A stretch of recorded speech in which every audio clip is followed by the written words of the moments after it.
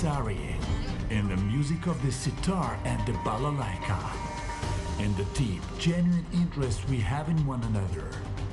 India has given Russia wisdom, harmony, and inspiration.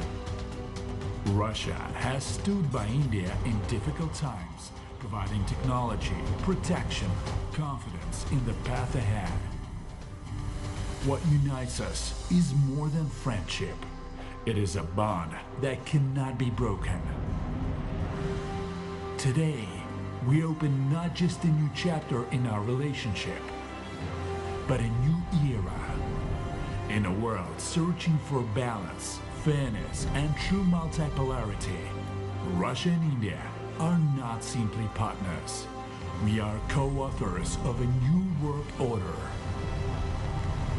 Dynamic, innovative, forward-looking. Partners in space, energy, IT, and pharmaceuticals. The business dialogue between Russia and India is not about the past. It is about tomorrow. Together, we are building more than an economy. Together, we are shaping a new world, a just, intelligent, and profoundly human world. India-Russia Business Forum.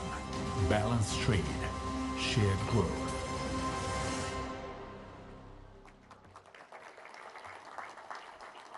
Thank you. We now begin with the keynote address by a distinguished leader, a visionary economist who has shaped Russia's microeconomic architecture and the long-term development strategy. Ladies and gentlemen, we are honored to have with us today Mr. Maxim Oreshkin, who is the Deputy Chief of Staff of the Presidential Executive Office of the Russian Federation, a distinguished economist and a key architect of Russia's strategic economic planning. His deep understanding of global economic trends and his pivotal role in shaping Russia's macroeconomic policies have significantly contributed to strengthening Russia's economic resilience and long-term growth trajectory. And it is my honor to invite Mr. Maxim Oreshkin, Deputy Chief of Staff of the Presidential Executive Office of the Russian Federation, to deliver the keynote address. Let's put our hands together to welcome sir. Спасибо большое, уважаемые дамы и господа, дорогие Esteemed ladies and gentlemen, dear friends, I would like to welcome the guests present here, representatives of the business and leading companies of the two countries. Namaste, good afternoon. I would like to say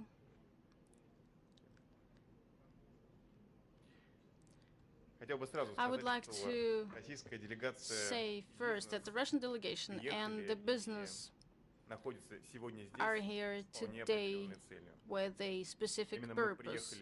We are here for Indian goods and services, and we want to increase the supplies of such products to our country. This is not a one-time story, but a strategic choice in development of relations between the third and the fourth economies of the world.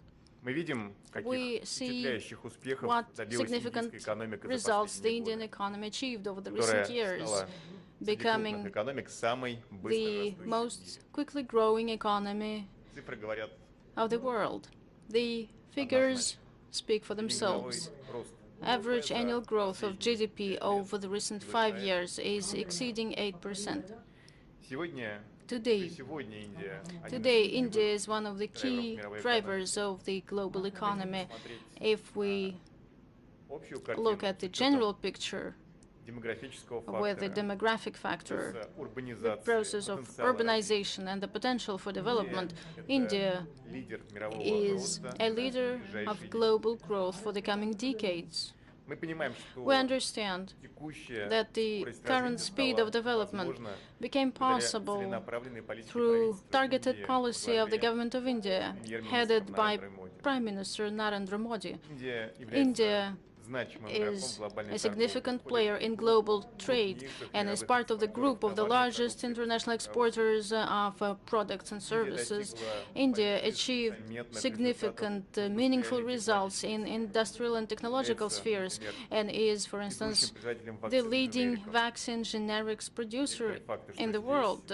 And here in India, you produce more than 60% of the global vaccine doses that are exported to more than 150 countries all over the world.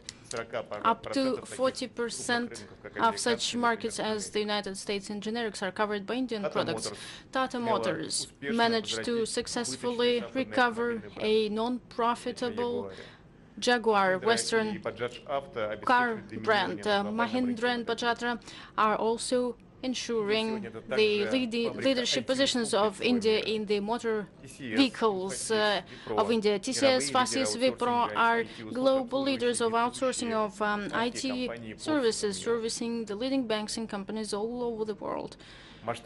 The scale of Russia-India cooperation over recent years has grown dramatically. 3 years ago, before our plan, the task was fulfilled to achieve the 30 billion for the volume of the trade. The plans were to achieve this figure in 2035, but we achieved it in 2022. Average annual growth from 2022 to 24 achieved to fantastic 8% a year, and general trade volume, as I mentioned, exceeded $60 billion and is soon reaching 70 billion.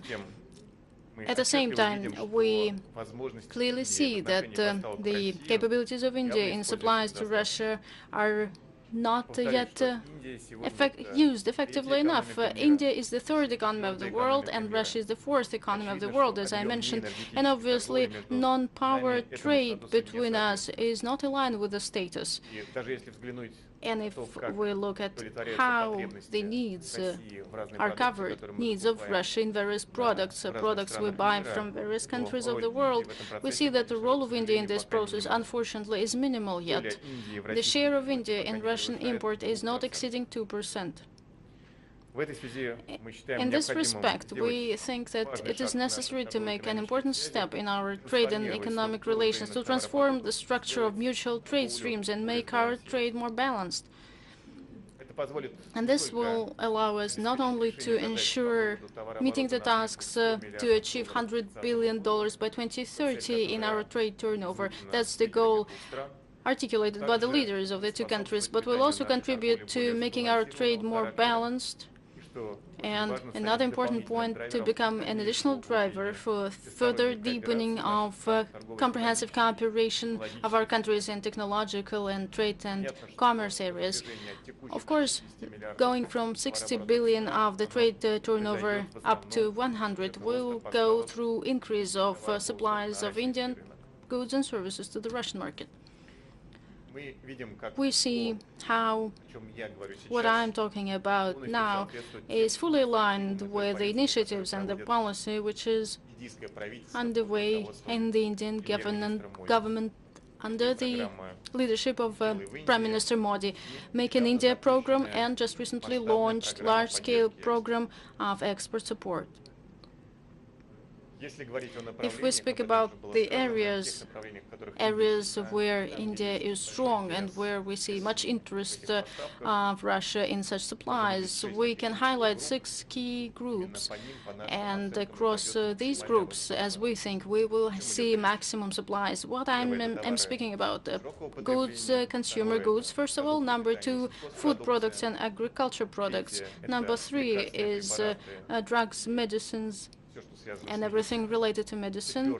Number 4, telecommunication equipment and IT sector services. Number 5, supplies of various parts for Russian industry. Number 6, labor resources. The goal of our forum is to enhance and intensify direct ties in the business communities of the two countries, to build new channels of cooperation with Indian exporters, and also fine-tune the supplies of Indian products and services from India to Russia. We see that such horizontal ties between businesses of two countries are not enough to build strategic long-term relations and build sustainable channels of supplies of products.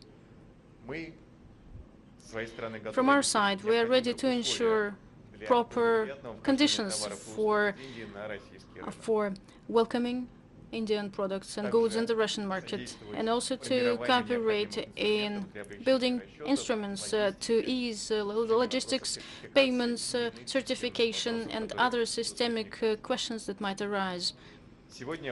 Today, in all the areas, we will have representatives of the government of Russia who will briefly speak about the interests and demands of Russia in supplies of goods and services. And next, Russian business representatives will speak about their real needs. Dear friends, the key things are in your hands. The horizontal ties between businesses is the key point.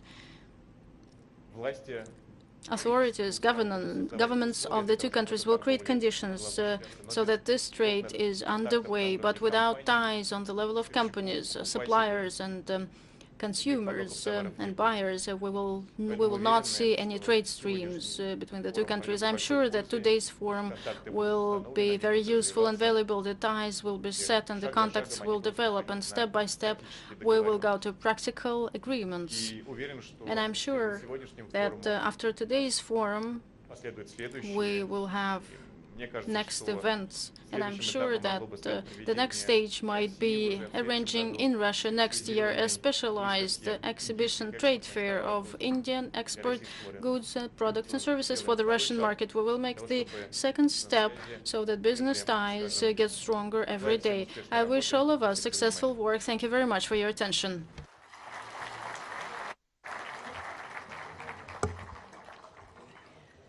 Thank you, sir. Ladies and gentlemen, we are now privileged to hear from our special guest, a visionary leader who has played a critical role in shaping India's global trade policies and economic growth. Shri Piyush Goyal ji, the Honorable Minister of Commerce and Industry, Government of India, who has been a driving force behind India's trade policies, economic reforms and global positioning.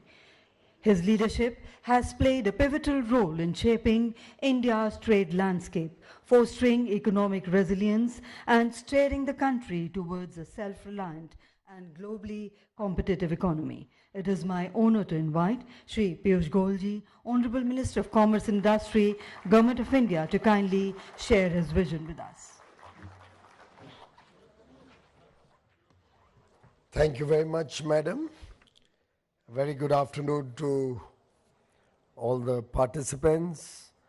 Dobry den. His Excellency Mr. Maxim Oreshkin, the Deputy Chief of Staff of the Presidential Executive Office of the Russian Federation, Honorable Ministers, Excellencies, distinguished guests, friends from Russia and India,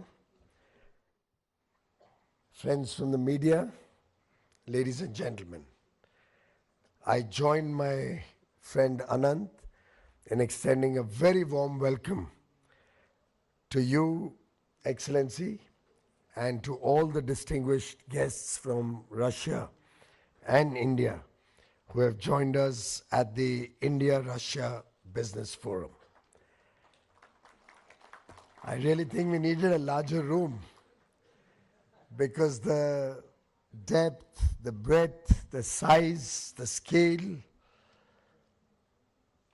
and the strength of the partnership between Russia and India is so deep, enduring, and strong that possibly this room cannot fit that and cannot accommodate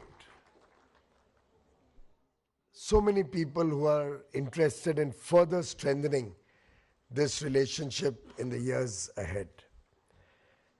In fact, our relationship, honored as a special and privileged strategic partnership, is time-tested, is resilient, And these are not mere words. This relationship has stood as a testament to decades of unwavering solidarity, enduring the many uncertainties of a changing world, tested through years and years of friendship, standing strongly with each other for the best interests of our people, our economies, and our country. As His Excellency Mr. Oreshkin at the recent G20 summit in South Africa mentioned, and I quote, "Today, the world is facing three crises: crisis of openness, crisis of institutions, and crisis of development model." In this regard, if one looks at the India story, it stands as an oasis in the desert, a reliable, trusted, and forward-looking partner, friend to all, working with countries around the world to open borders, to expand trade, create the framework conditions to grow economic partnerships, strengthening its institutions, regulatory processes, our democratic institutions, the rule of law that the judicial process offers, and also working on a developmental model which has at its core inclusive and sustainable growth, which is focused on the welfare of 1.4 billion Indians, which has strengthened our economy, our fundamentals of our economy, and which has on the twin pillars of huge investments in infrastructure and encouraging consumer spending, become one of the fastest growing large economies in the world. And we expect this in the next 2 or 3 decades to continue as we grow from a $4 trillion economy today to a $35 trillion economy over the next 22 years by 2047, when we celebrate 100 years of independence. Friends, despite all the global headwinds, India and our economy has demonstrated tremendous ability to withstand headwinds, shock, challenges. From a fragile 5 economy barely 11 years ago, we are today amongst the top 5 economies, soon to become the world's 3rd largest GDP. We have navigated the pandemic, we have navigated geopolitical tensions, supply shocks, and are recognized the world over today as a beacon of hope, as an engine of economic growth.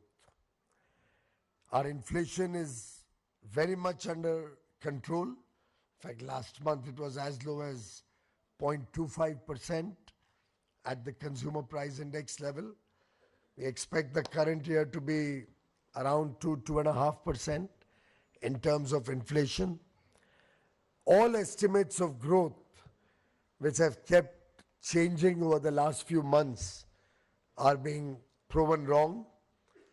The economy grew 7.8% in first quarter, grew 8.2% in the second quarter ended September. And now I was just reading earlier in the morning that rating agencies are now changing all the estimates of current year's growth, and have finally acknowledged and recognized that it will be upward of 7%.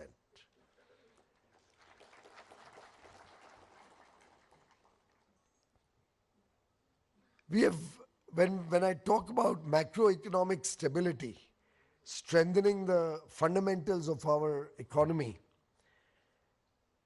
it has happened on the back of very bold reforms, transformational initiatives like a single tax across the country, the goods and services tax. Within that, evolving with the times to make it simpler, to make it more consumer friendly, to continuously bring down the rates of taxation and make it very friendly for the business community and encourage consumer spending. At the same time, our new labor codes have brought 29 laws into 4 labor codes, focusing largely on a better deal for our workmen, better salaries, higher national minimum wages, more safety against occupational hazards, a social security net for all, including gig workers and contract workers. All in all, creating the right conditions for good employment opportunities for our young men and women. As you may all be aware, we sport a very young population. The average age is around 28.5 years, and we are expected to continue to be young for the next 3 decades. We have also focused on decriminalization of many laws where small misdemeanors could cause a lot of problems for businesses. We focused on removing obsolete laws, shedding the colonial mindset that we had inherited in 1947, reducing compliance burden, making processes and procedures simpler, collectively in the direction of ease of doing business and ease of living for every single citizen or resident living in India. Our Prime Minister, Shri Narendra Modi, recognized the world over as one of the most popular leaders, political personalities, a decisive leader who has led from the front, had captured the very soul of our relationship with Russia when he said, and I quote, "On hearing the word Russia, the first word that comes to the mind of every Indian is India's Sukh Dukh Ka Sathi." That part is in Hindi. India's Sukh Dukh Ka Sathi. And it translates to a companion, a friend in good times and bad times. A companion in happiness and a companion in sorrow. And Excellency, I can assure you, you can go to any part of India and you will hear the same bond of friendship between Russia and India. Of course, as was said earlier in the video, our film industry has also strengthened that bond. Right from the days of Mera Naam Joker and Raj Kapoor going to Russia with this film, a film which didn't do very well in India originally. But it's after the Russians started liking it, we all recognized that to be a very beautiful film. A personal favorite, if I may add.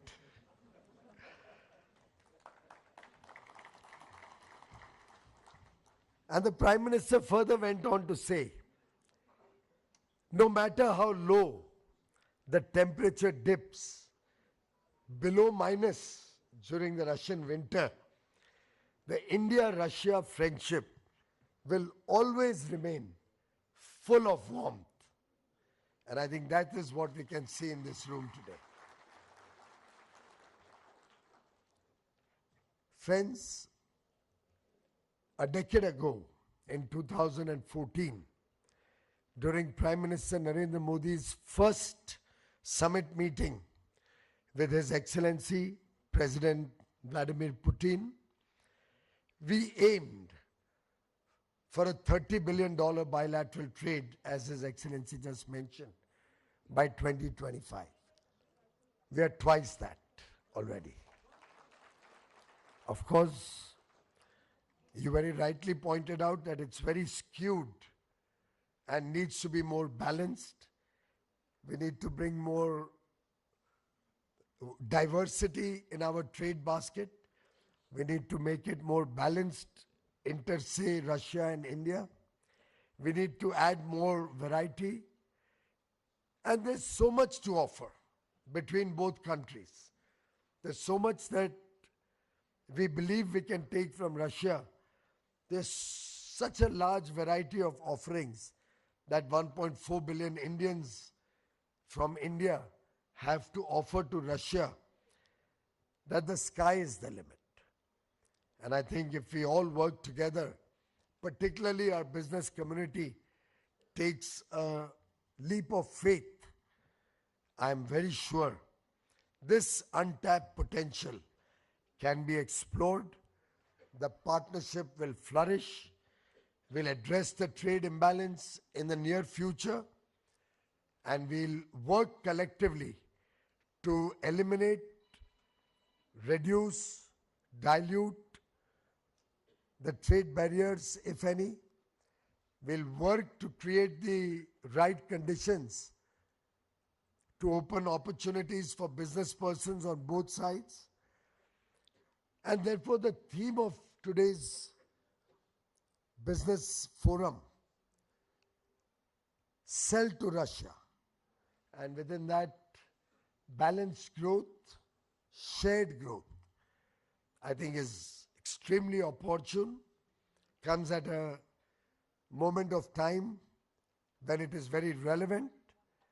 Russia has a huge demand for a wide range of industrial goods, consumer products, presenting multiple untapped opportunities for Indian businesses. Many sectors with a strong potential would include, as you were mentioning, the automobile sector, whether it's cars, tractors, heavy commercial vehicles, electronics, smartphones, data processing equipment, heavy machinery, industrial components, textiles, food products, and many more. Friends, entrepreneurship runs deep in India's DNA. As we have developed our startup ecosystem to become the third largest in the world, propelling innovation across deep tech, agri-tech, fintech, defense, semiconductors, space, opportunities galore, which makes India a destination of choice, a provider of substance. I'm sure even investors looking for high value returns would find a lot of opportunities in India. Also, our demographic dividend, the young, hardworking, talented, skilled men and women can fill Russia's large 3 million talent shortfall that I'm told exists. And I can assure you, our young people are not only very hardworking, they will not complain that it's Friday evening or it's Saturday and we need to go off. Our young men and women are driven, willing to work 7 days a week if the requirement is there. Willing to really put in long hours, a lot of hard work, very committed, very, very conscious of their responsibilities, outcome-oriented. After all, we produce the world's largest number of STEM graduates, 2.4 million STEM graduates coming out of our universities and colleges every year. I am sure these young men and women, the talent from India, can inject innovative design skills, analytics, research, and other capabilities which will enhance Russia's competitiveness in the world markets. In conclusion, I would like to quote a phrase by Rasul Gamzatov, a Russian poet, and I quote, "There are no distant lands for those who have a friend nearby. Mountains do not divide us. They only lift our gaze higher to see another." In the same spirit, it is often said, when you cross one mountain, you only find many more ranges ahead to conquer. We may have achieved $70 billion of bilateral trade, but we cannot rest. We need to grow that. We need to balance that. We need to have the shared prosperity of both regions in our focus. In fact, Raj Kapoor's famous film Avara, whose timeless songs touched hearts across Russia, I am told, in a way epitomizes that friendship between the two countries. It reminds us that culture, like friendship, has no borders, has no boundaries. I am confident that today's deliberations will spark new collaborations and strengthen our partnership to greater heights, conquering greater challenges and achieving better results for the shared prosperity of India and Russia. Dhanyavad. Thank you very much. Spasiba. Thank you, Honorable Minister, sir, for your inspiring address and for illuminating the path forward for India-Russia economic cooperation. Ladies and gentlemen, let's once again put our hands together to thank the Honorable Minister and our distinguished dignitaries, both from India and Russia, as we close this session.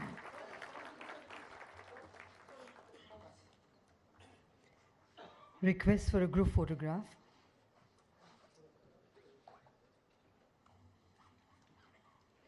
Ladies and gentlemen, we would request everyone to kindly remain seated as we will be straight away moving into the proceedings of the next session. We request to just give us a moment to arrange the top table for the next session.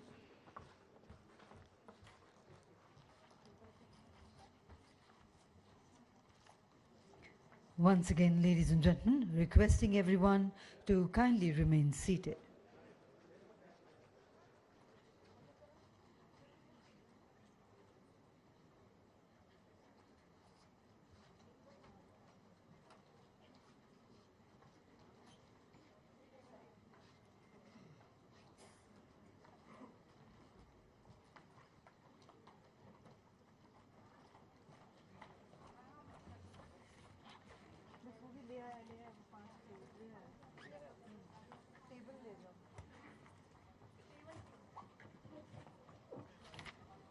Ladies and gentlemen, we'll just take a moment to set up the top table, the stage for the next session. We request everyone to kindly remain seated. The next session will be conducted in Russian. You may kindly, for translations, use your headsets. Once again, number 1 is for English, number 2 is for Russian.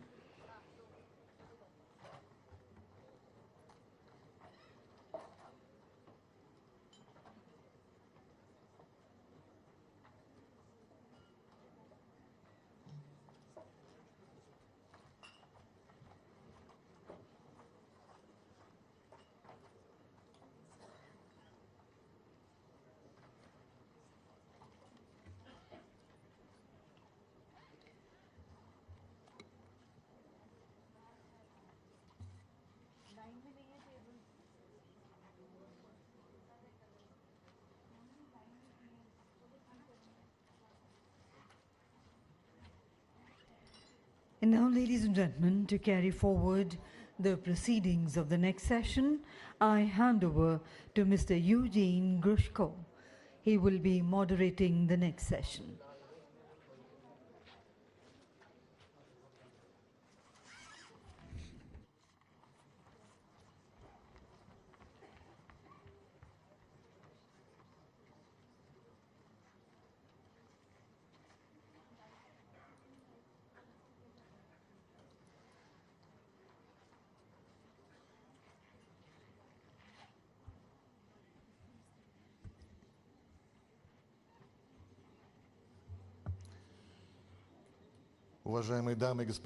So, dear ladies and gentlemen, welcome you from the Russian-speaking part, which is present here at the forum. Allow me to invite to the stage the speakers who will start our block. New trade opportunities, export of Indian goods to Russia. Please silence, ladies and gentlemen. The first, Maxim Reshetnikov, to come to the stage. Also, Deputy Trade and Commerce Minister of India, Mr. Agrawal. Please take your seats. Robert Mirzayan, please also come to the stage. Dmitry Kim.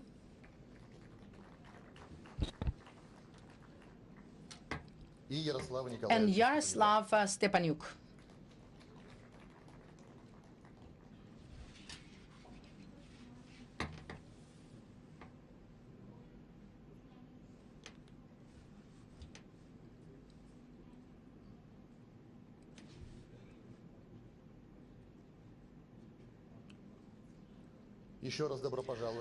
Welcome once again, gentlemen. So let's start new trade opportunities, increased Indian goods export to Russia. Let's start a dialogue to create new trade opportunities and increase Indian goods export. It will be opened by the Minister of Economic Development, Maxim Reshetnikov. The floor is yours.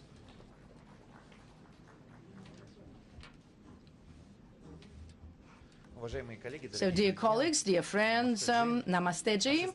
Our countries are connected long-term friendship relations in Hindi, to increase our cooperation. We have gathered with a big Russian delegation.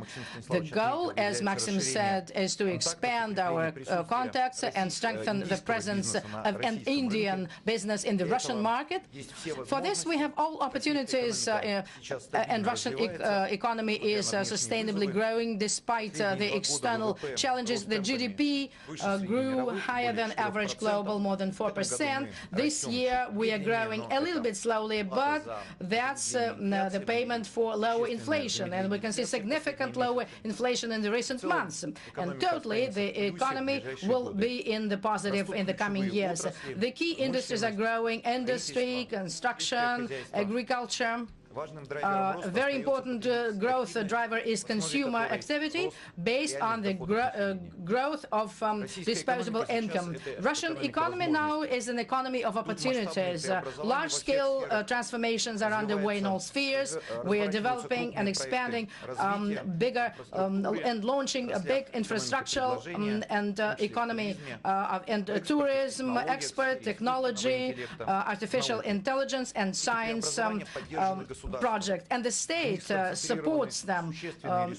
Lots of resources are invested and focused on those national projects started at the instruction of the presidents. We are working hard at increasing productivity, in introducing artificial intelligence, automation, and the investment climate is improving, taking into account the best practices and the national model of improvement of business climate. agreement was adopted last week by the government to simplify regulatory barriers, eliminating them for the business, increased transparency and predictability for investors, including foreign investors.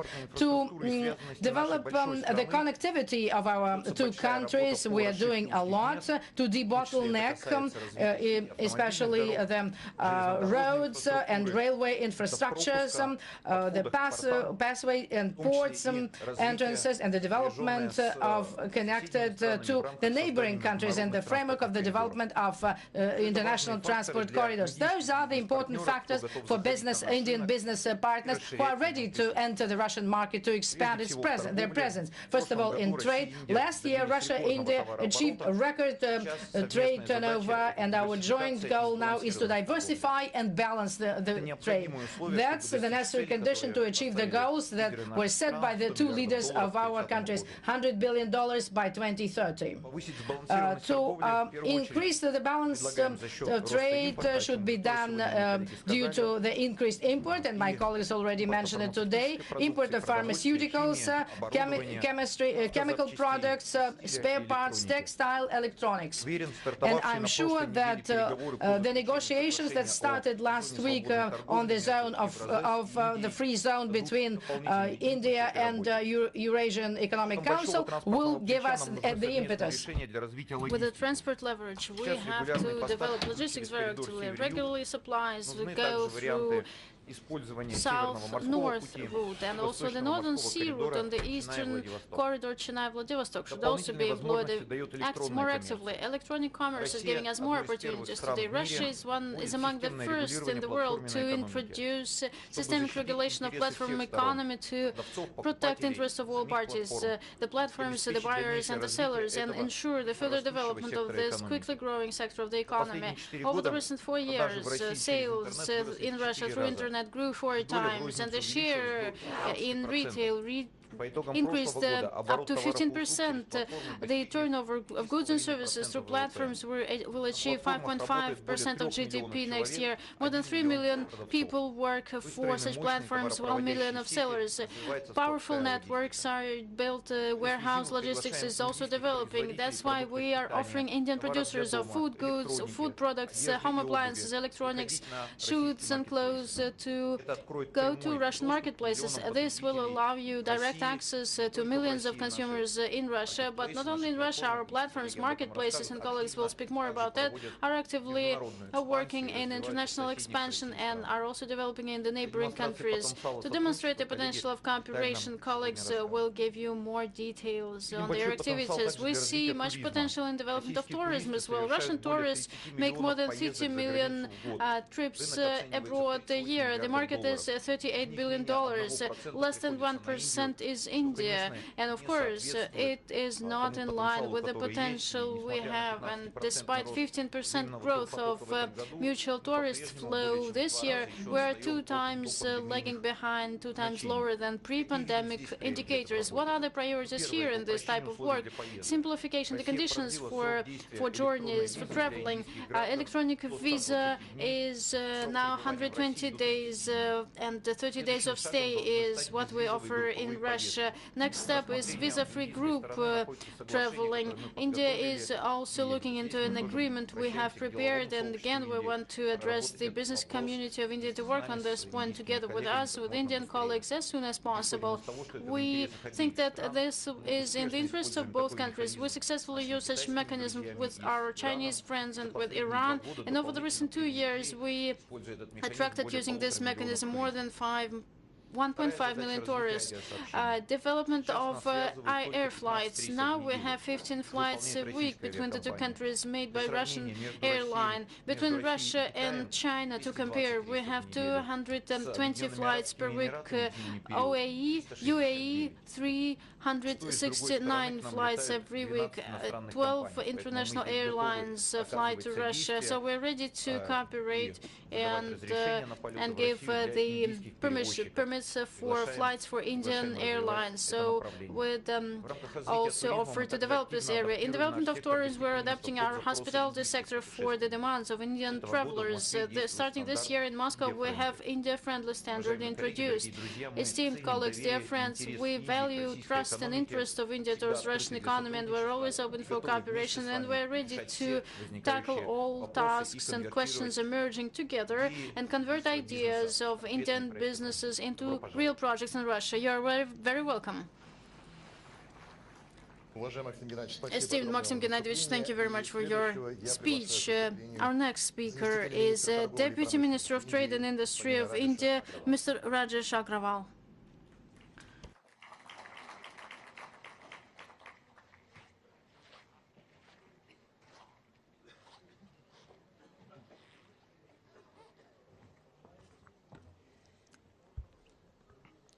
A very good afternoon to all of you.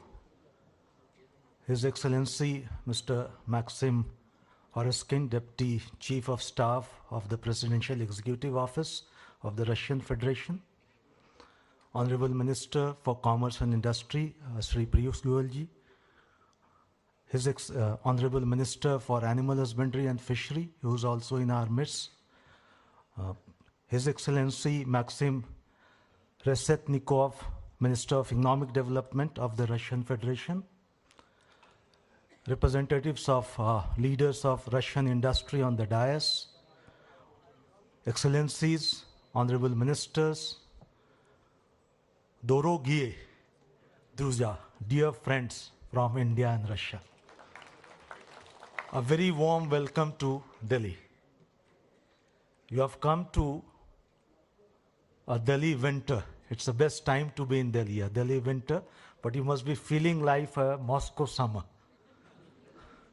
But I can assure you, as our Honorable Minister has said, whichever season it may be, the warmth in the Indian hearts for our Russian partners always remains the same.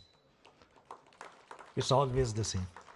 So, last month I was in Moscow for the joint working group meeting on trade and investment, with a focus to see how we can together expand and deepen our trade and economic relationship. I can tell you it was a very forward-looking engagement, and it was a very productive visit. Many of us met on the sidelines when I was in Moscow last month, because I could see some known faces in the hall today. I think there in the meeting we looked one thing important about that meeting was that we looked very honestly into how we can lead to not only achieving the target that our leaders have laid before us to make it 100 billion trade, but also how do we make it more balanced.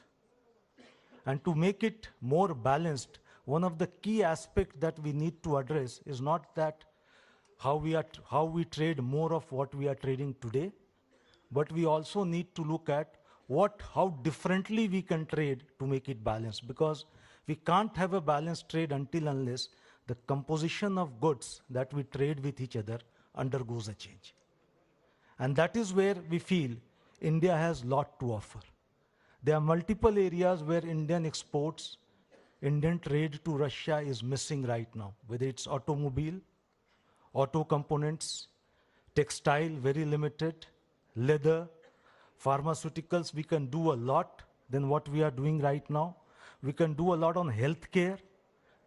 We can do a lot on information technology. India is an IT powerhouse. How can we contribute to your IT services? And a whole range of other sectors which you are consuming from other parts of the world. We can help you not only increase trade in these areas, help you diversify, make your supply chains more resilient, which is also, I think, one of the key priority of trade across the world for all nations today. And we touched upon each of these sectors, each of these ideas when we met last month, and we hope to continue our engagement at our level with my counterpart there, Deputy Minister Ilyichov, to see how we can take this together and do more on this. It was For a country with more than 50% of the population engaged directly, indirectly in agriculture, agriculture and marine sports remain a priority. That is something that will always remain a priority, and we can do a lot for Russia in that sector.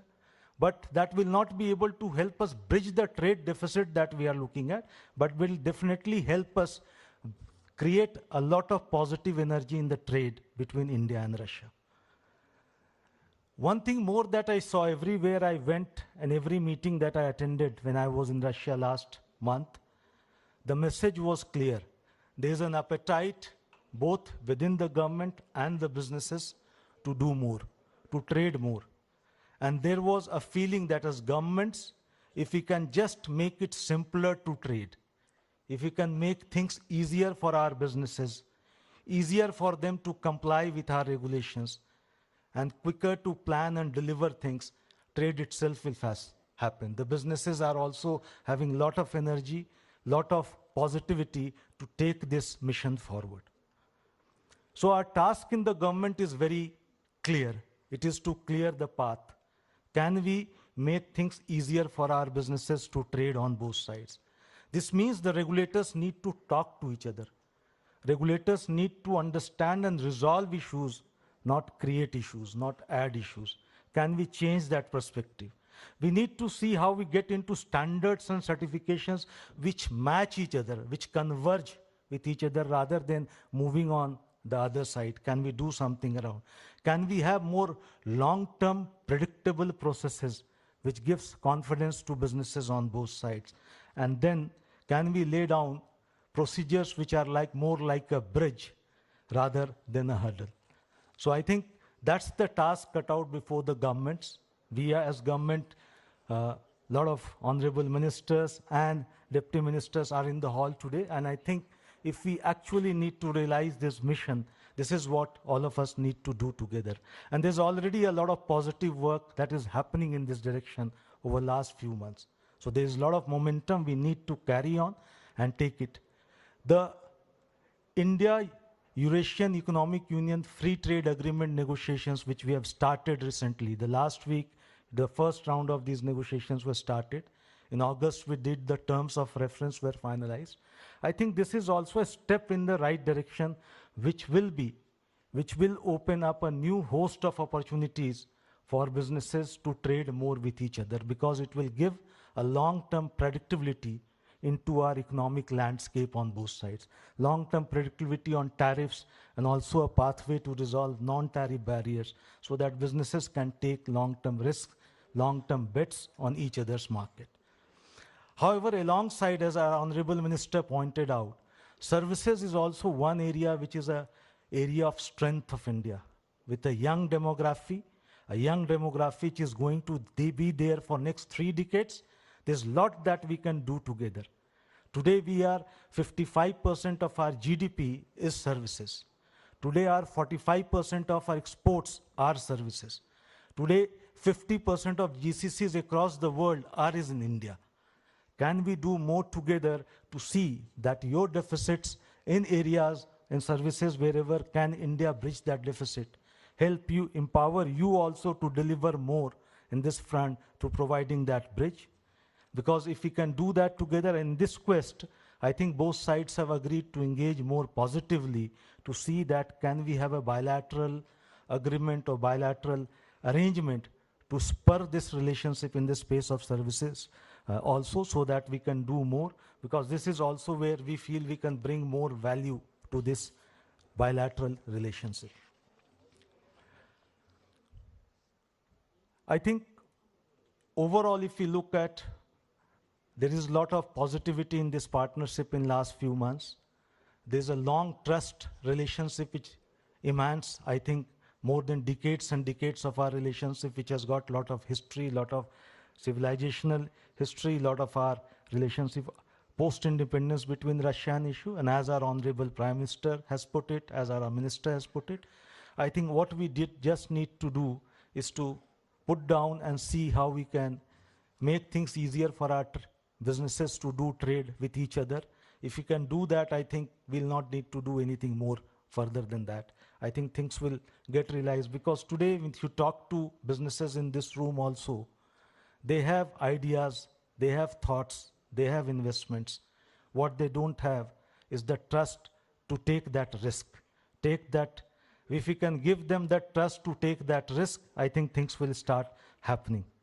So with these words, I welcome you all to India.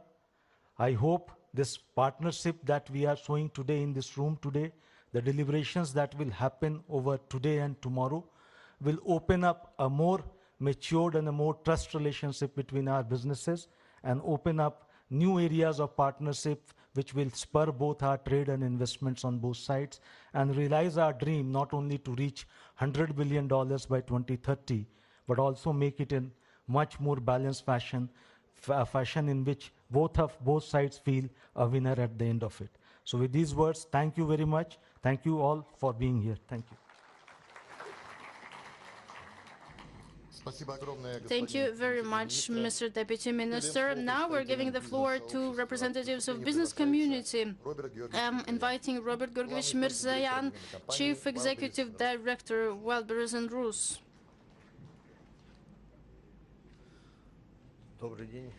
Good afternoon, dear friends.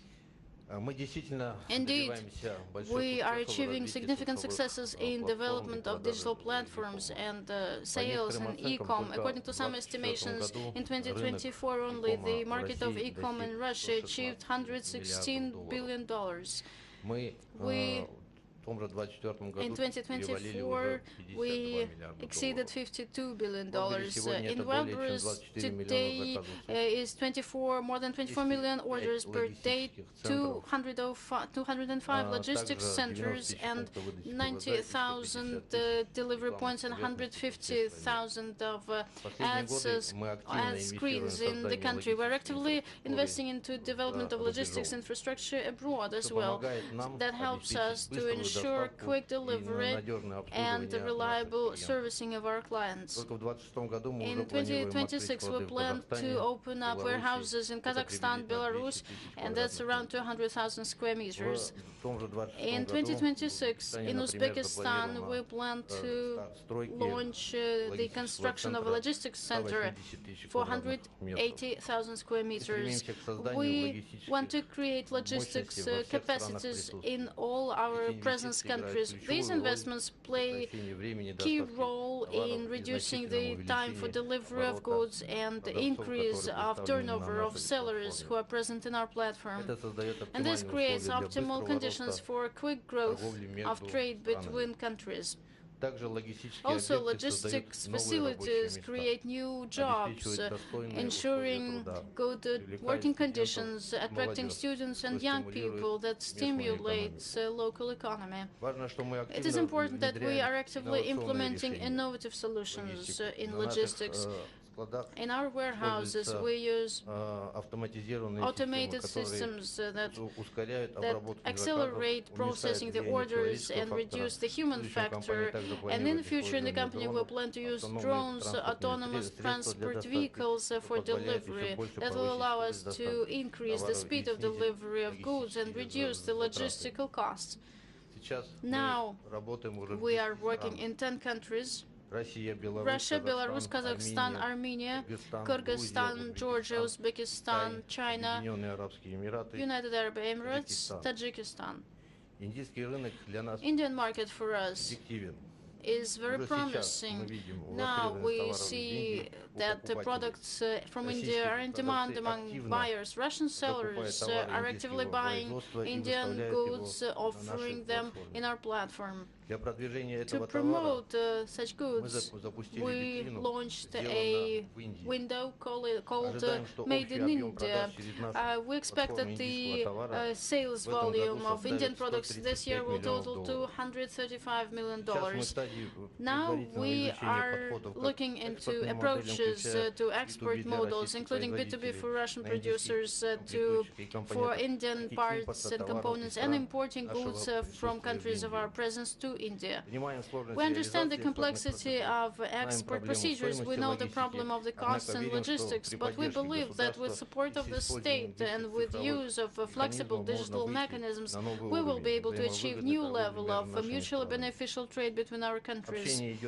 The communication is underway with Indian and Russian companies who are ready to support Indian goods going to the markets of the markets where countries where we're operating. We're open to ideas from Indian businesses. We are ready to offer sales platform for products from India in Russia and in the countries of our work, of our operations. To conclude, I wish you successes. Thank you very much. Esteemed Robert Georgievich, thank you very much. And digital, again, about digital trading platforms, Dmitry Matveyevich Kim, our next speaker, Vice President for GR from Ozon.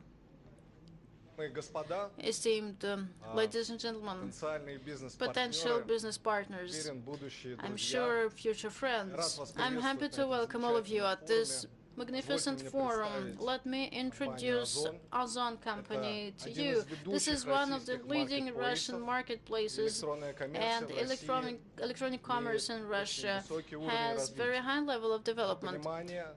Just for your understanding, 20% of all trade turnover, of all sales in Russia is going online. In the coming 3-4 years, this indicator will exceed 30%. We are now at the level of the leading economies of the world in terms of development of e-com in the country.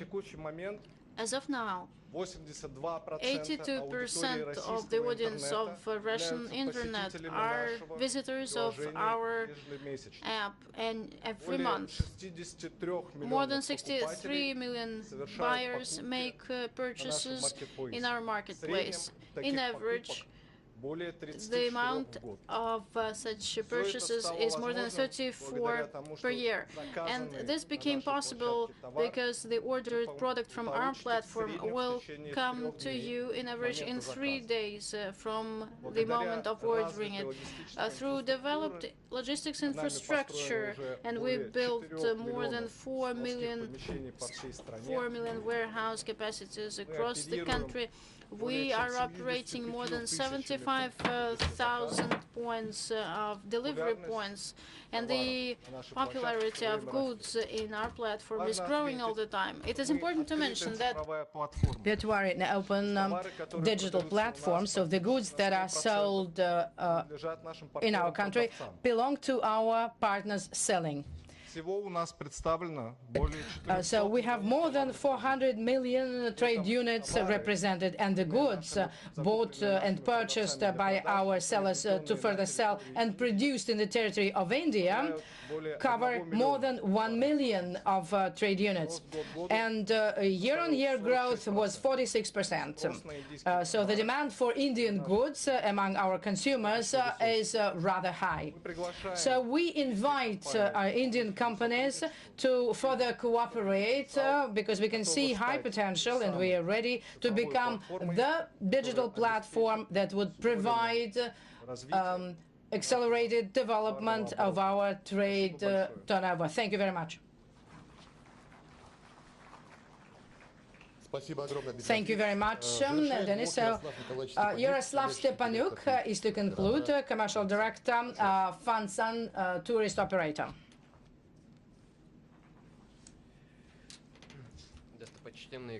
So, distinguished guests, ladies and gentlemen, thank you very much for this opportunity to speak up at this platform, because it's really important for the development of our business cooperation, and in our case it is tourism. Fansan is one of the major tourist operators in Russian Federation. In 16 years of operations, we've demonstrated ourselves as a stable international partner, and the numbers shows that back in 2024 it was 2.2 million tourists, and in 2025 it's already 2.7 million. We send tourists in 55 areas, and we are launching new all the time, new areas. We have a rep office in Turkey, Egypt, United Arab Emirates, Thailand, Kazakhstan, Vietnam, and many other countries.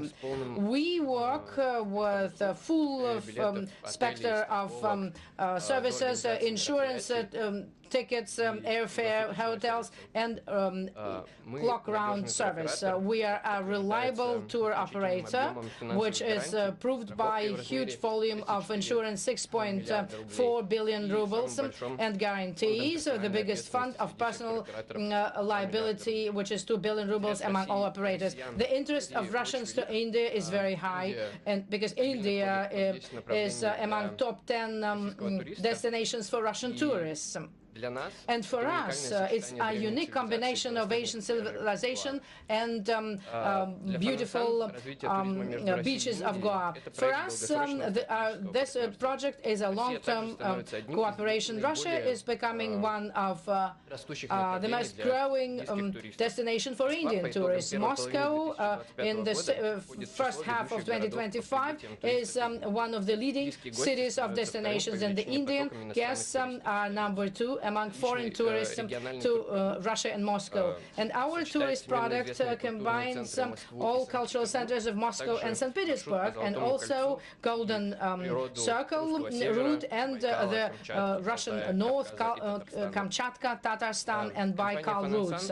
Fun and Sun Company has developed and is successful in international project All for All, which helps us to send tourists to have vacations in Russia and develop our distribution network. Also, we are cooperating with the Russian brand Niska Russia, which allows us to promote Fun and Sun is a systemic partner of Russia and India in India and Russia, and we offer structured approach to tourist exchange in the development of business tourists and mass segment, promoting and facilitating mutual tourist flows and attracting tourism into the regions of Russian Federation.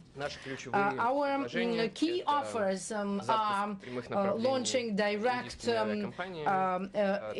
flights by Indian companies and increased growth and popularization of vacation both sites and no visas. So in Russian-Indian context, we transform the interests of millions of people to each other into real business contacts, tourists, and ties.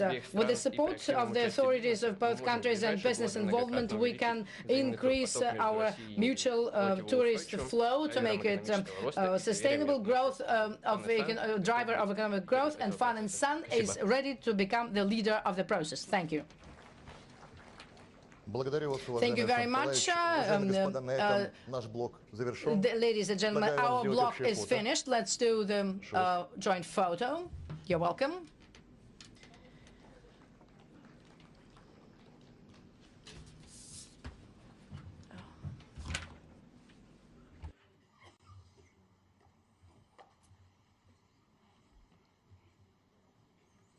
Again, thank you very much.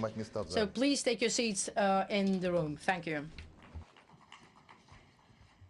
Dear ladies and gentlemen, we are going to have a small break to invite our next speakers. Thank you. Please stay in your seats. Thank you.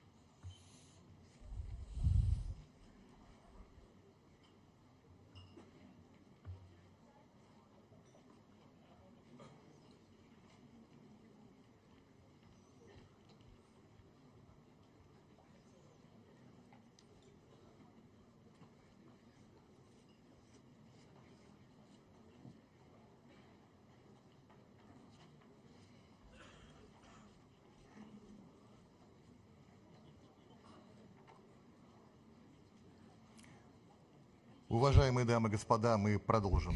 Dear ladies and gentlemen, I will continue our speeches, and I would like to invite our next speakers. Thank you very much indeed. And ladies and gentlemen, now we move on to the proceedings of the next session, which is on expanding India's agricultural and food exports to Russia, the emerging opportunities.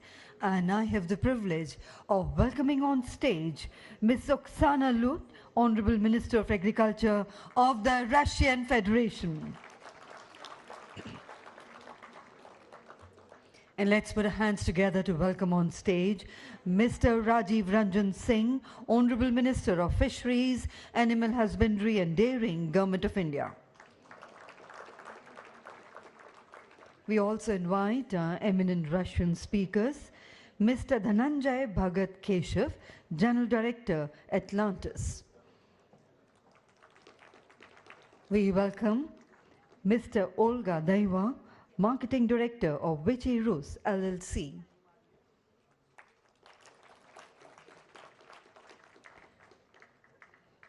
And we welcome Mr. Vladislav Bakhtenlikov, General Director, Grand Trade.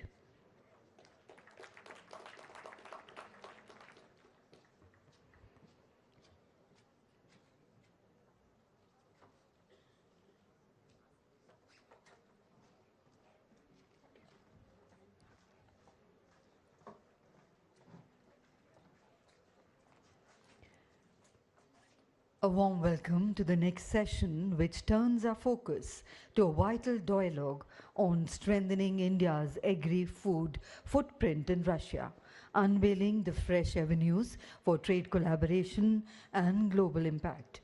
Ladies and gentlemen, it is now my honor to invite Ms. Oksana Lut, Honorable Minister of Agriculture of the Russian Federation, to kindly deliver her address.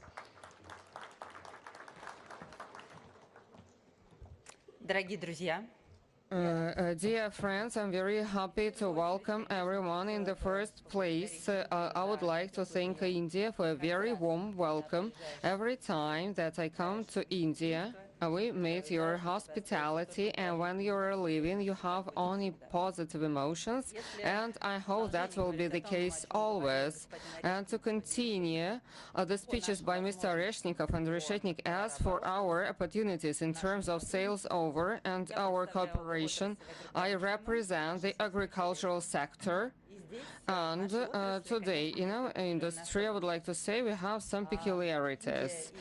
India and Russia, they share the same journey in agriculture. The main goal of both countries is to provide own food security and safety, and each country has achieved certain successes in delivering that goal. Is providing itself with the key food products, and also we have all of the food products, and we continue to develop that. We have very similar products that we produce, but in any case, we have differences given our geography and climate conditions. Some products are not manufactured in Russia, others not in India. In terms of turnovers and sales imports of foods to Russia, this is probably our key area for cooperation in the future. We could split that into several areas and areas of work. The first type of products, these are agricultural products, fish. Here, we would like to say that we do not manufacture everything in Russia, especially for fish. Lots of seafoods are imported in Russia, and I would like to mention that India is the biggest manufacturer of shrimps and the biggest exporter in the world of shrimps. And Russia is consuming, as of previous this year, our imports and consumption was about 100,000 tons.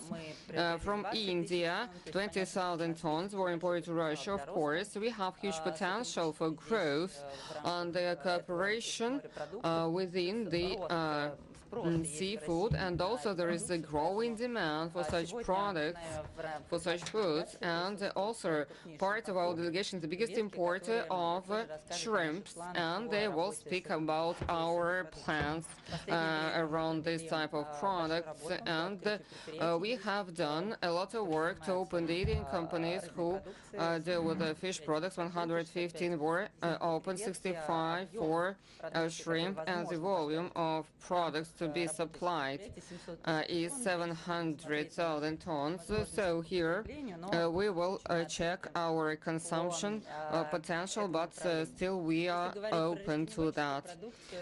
Talking about the plant-based products. So India is the biggest supplier of rice.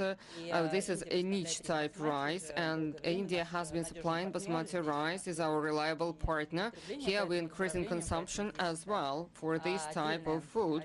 And so this is a separate track and another big area, and we were discussing that with our colleagues.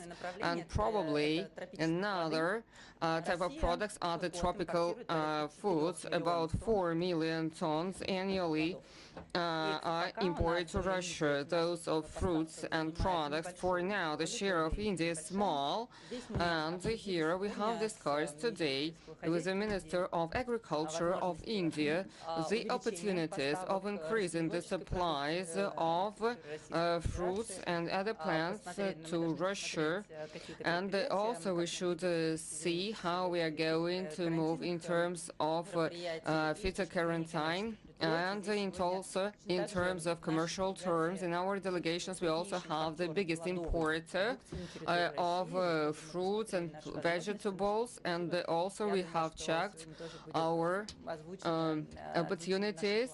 And we are going also to share our plans at this forum. We are not limited to working with the foods, with the food products. We have great examples of the work of Indian business on the territory of the Russian Federation, and they are producing food products in Russia, and they are using the Indian equipment as well. I would like to emphasize that food processing and food industry is looking at Indian equipment, talking about its high productivity, efficacy and quality, and our procurement, and also the equipment that we buy from India to manufacture food products. So these are growing volumes. Per order of our president, Russia needs to increase the volumes of production of foods by 25% by 2030.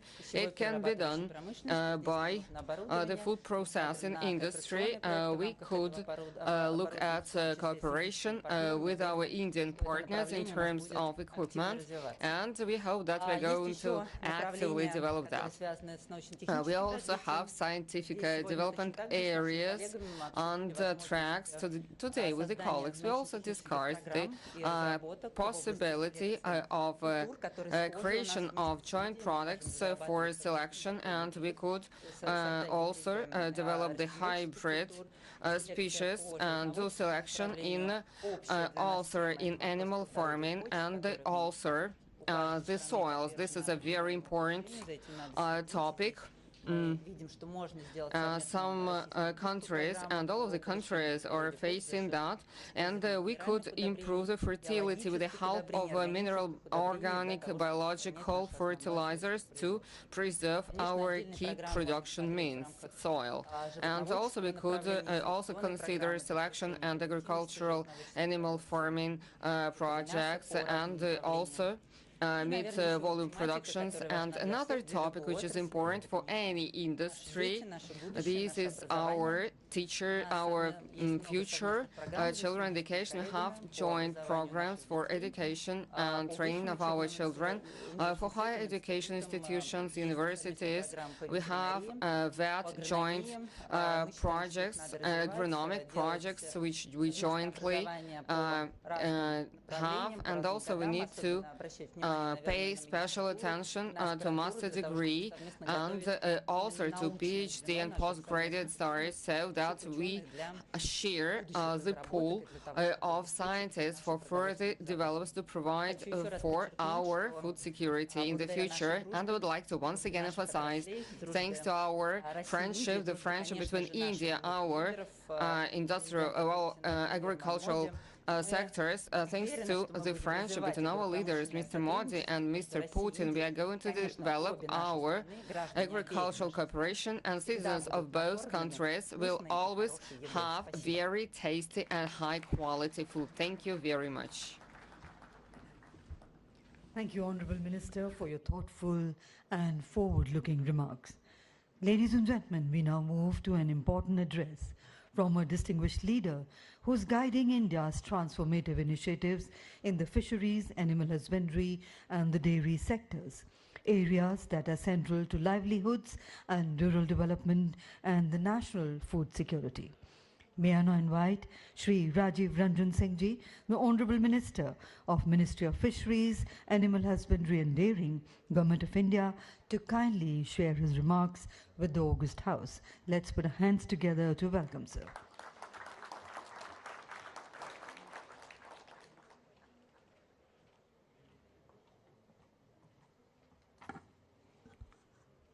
A very good afternoon to all of you.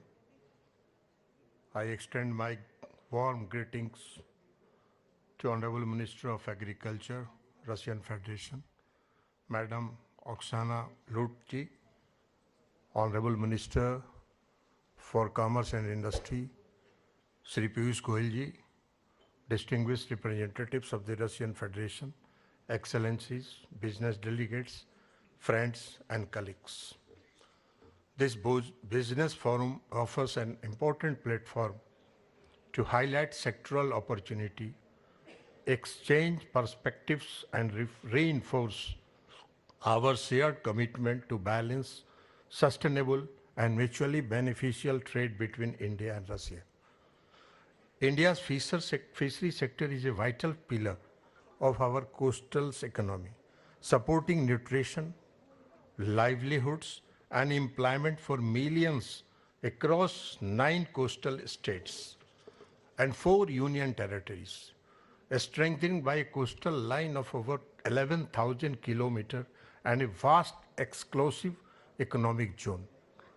Under the leadership of Honorable Prime Minister Shri Narendra Modi ji, the government has accorded strategic priority to this sector, investing nearly $5.33 billion over the past decades through initiatives such as the Blue Revolution, Pradhan Mantri Matsya Sampada Yojana, and Fishery Infrastructure Development Fund to modernize infrastructure, strengthening value chains, and promote sustainable growth. Today, India stands as a global fishery powerhouse, contributing 8% to global fish production, ranking second in overall fish output and aquaculture, and achieving a record 19.5 million tons of production in 2024-25.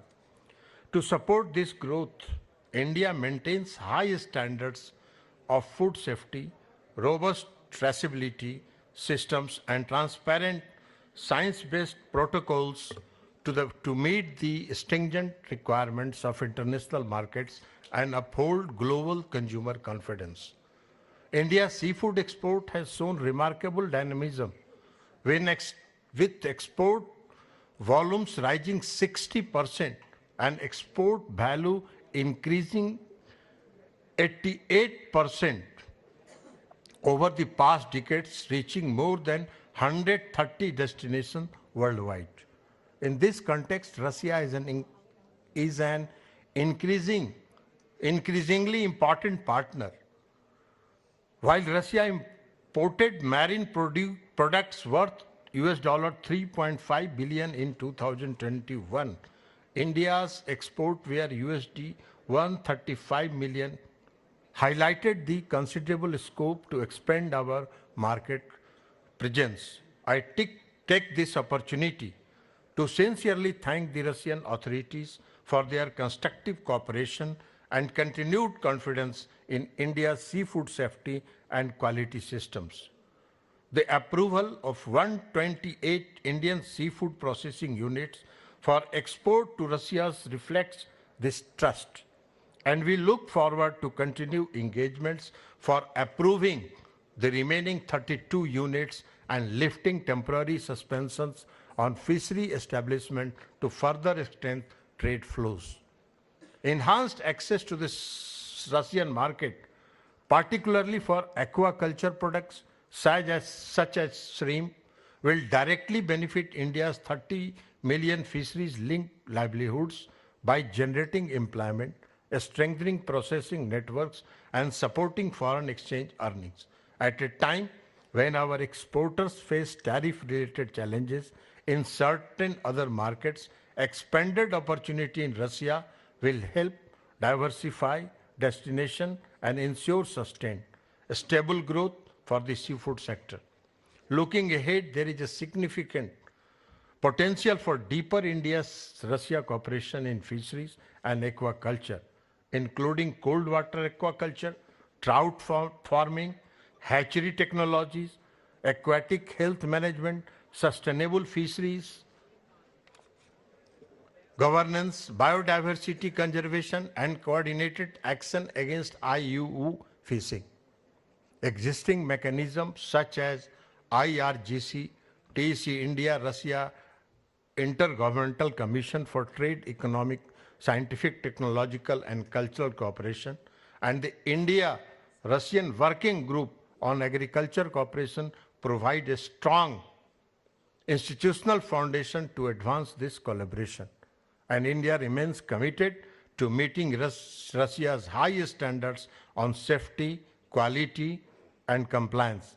With shared trust and a strong political will, we can unlock new opportunities for our industries and new prosperity for our coastal communities. I am confident that today's discussion will pave the way for deeper engagement and a future of mutual growth and success. With this, thank you all of us.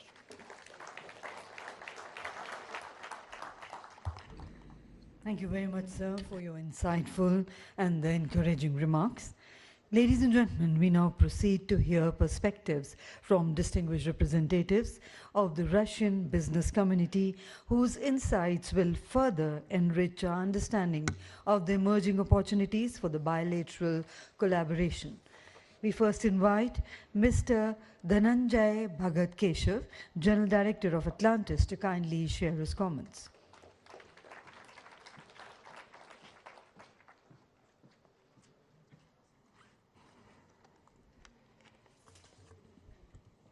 Respected Excellencies, Piyush ji, Maxim Oreshkin ji, Oksana Lut, Minister of Agriculture, other respected ministers.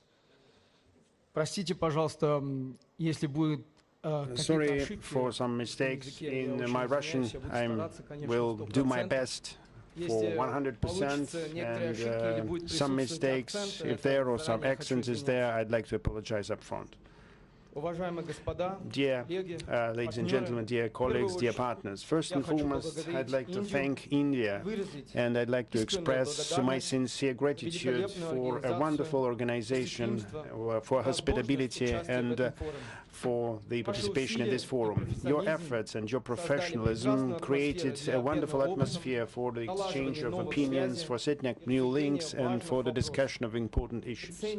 We really pressure and value the opportunity to be part of this important event, and we truly hope for further collaboration and development of mutual relations between our countries. I also would like to express my gratitude to the Minister of the Agriculture of the Russian Federation, Mrs. Oksana Lut, for her support and active assistance in implementing of the project of our enterprise. Your professional support, consulting and cooperation significantly helped us to develop our initiatives and to strengthen our positions in the market. In the Russian Federation, we conduct our activities since 1989. We actively invest, and our investment phase started in 2014, and for today the Atlantis group of companies has the investments in the amount of 62 billion rubles, and further on in the future we will continue our investments to implement the new investment project of ours. In 2026 our investment portfolio in the Russian Federation will make up more than 100 billion or $1.2 billion. We hope for our further productive cooperation and mutual development. Today I'd like to tell you about 4 categories where we right now can collaborate and set up ties between Russia and India. First, technological partnership. Jointly with the Indian industrial companies, we provided deliveries to our facilities of 3 high-tech lines for production of French fries. Their total capacity is 72,000 tons of output a year, which brings our projects to the level of the biggest in the country. Second, import of ingredients and species. The Indian country is a very reliable supplier of species and ingredients. For example, Sintite Industries company, we're interested in further collaboration and with the increase of the raw materials deliveries. Third, professional talents and the involvement of high-skilled personnel and experts.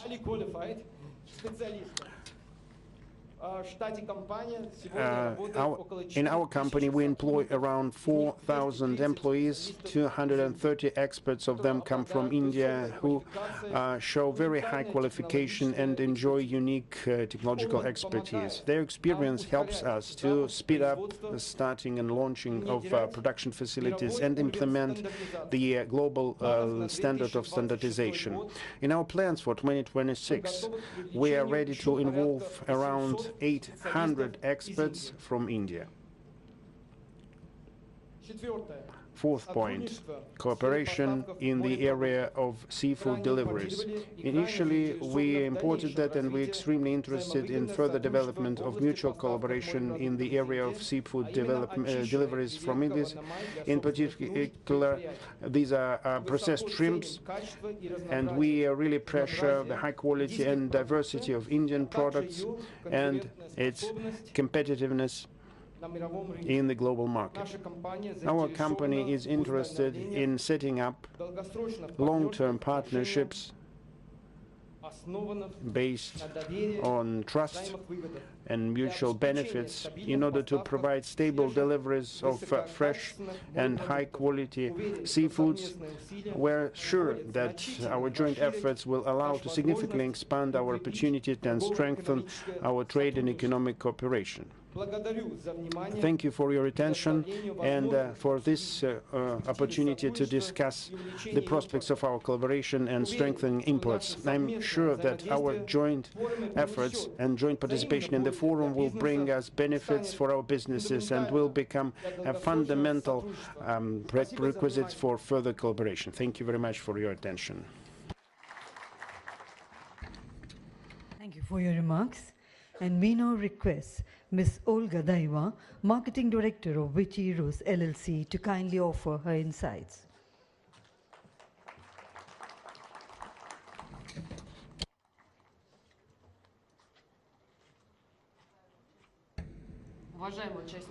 Dear delegates, Good afternoon. My name is Olga. I represent Vichy company, the biggest in Russia and in Europe producer of fish and shrimp products.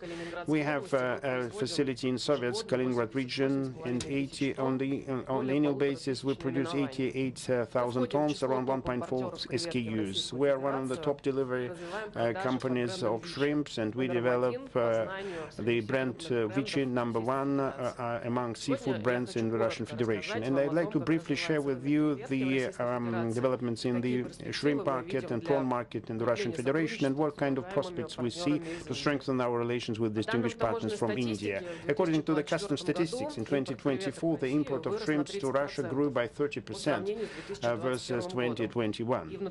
And in the natural terms, it grew from 88 to 115,000 tons. At the same time, the import structure, 1/3 grew by the warm Vaname shrimp from 61 to 69%. In the absolute figures, from 54 to 103,000 tons. First and foremost, it is conditioned by the drop of imports of Pandaus borealis shrimp on the background of its shrinking in the global outputs.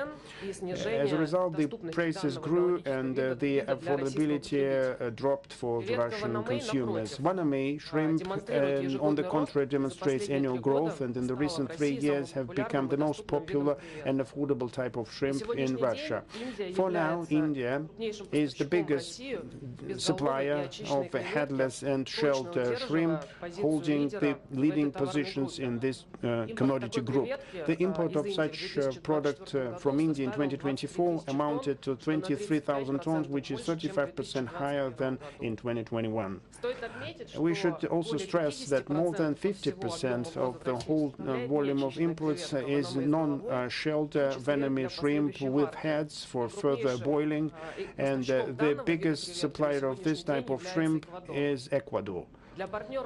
For our partners from India, we see prospects to increase the exports of these shrimps with heads, taking into account the growing demand for these products and positive market dynamics.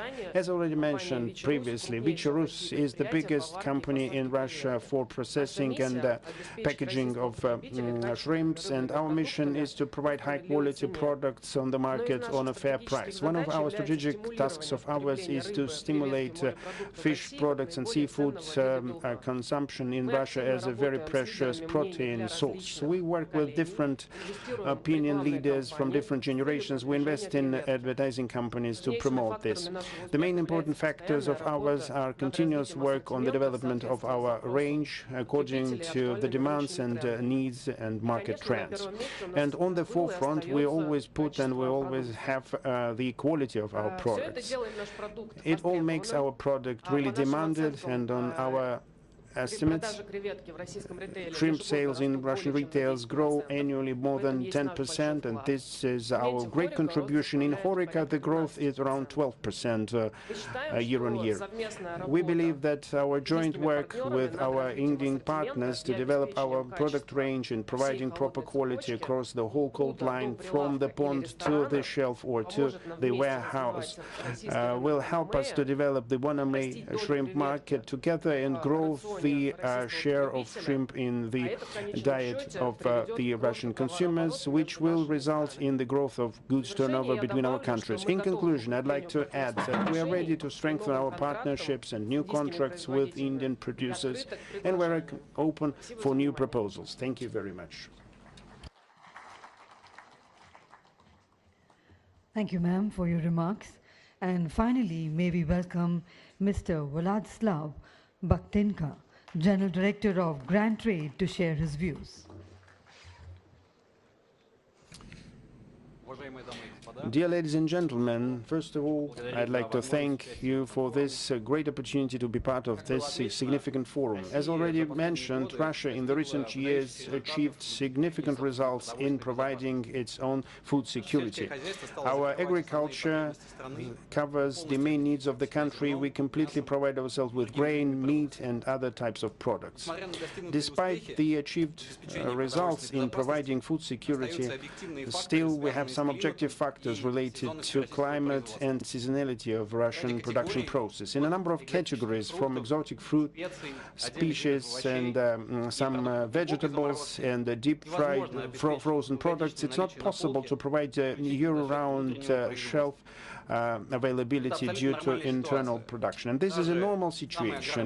Even the most developed agrarian countries replenish their production with imports. Our company, Grand Trade, is one of the leading importers of food products in Russia, and we consider import not as an alternative, but as a very important logical continuation of our internal production system. We provide consumers with high quality and stable assortment all the year round, specifically in categories where we have seasonal limitations. Owing to our close collaboration with state bodies and fixed logistics routes and support from proven international partners, we not only deliver goods, we embed import in the architecture of the agricultural and food sustainability of our country. It allows us to flexibly react to demand, keep stable supply, and have high trust from our customers.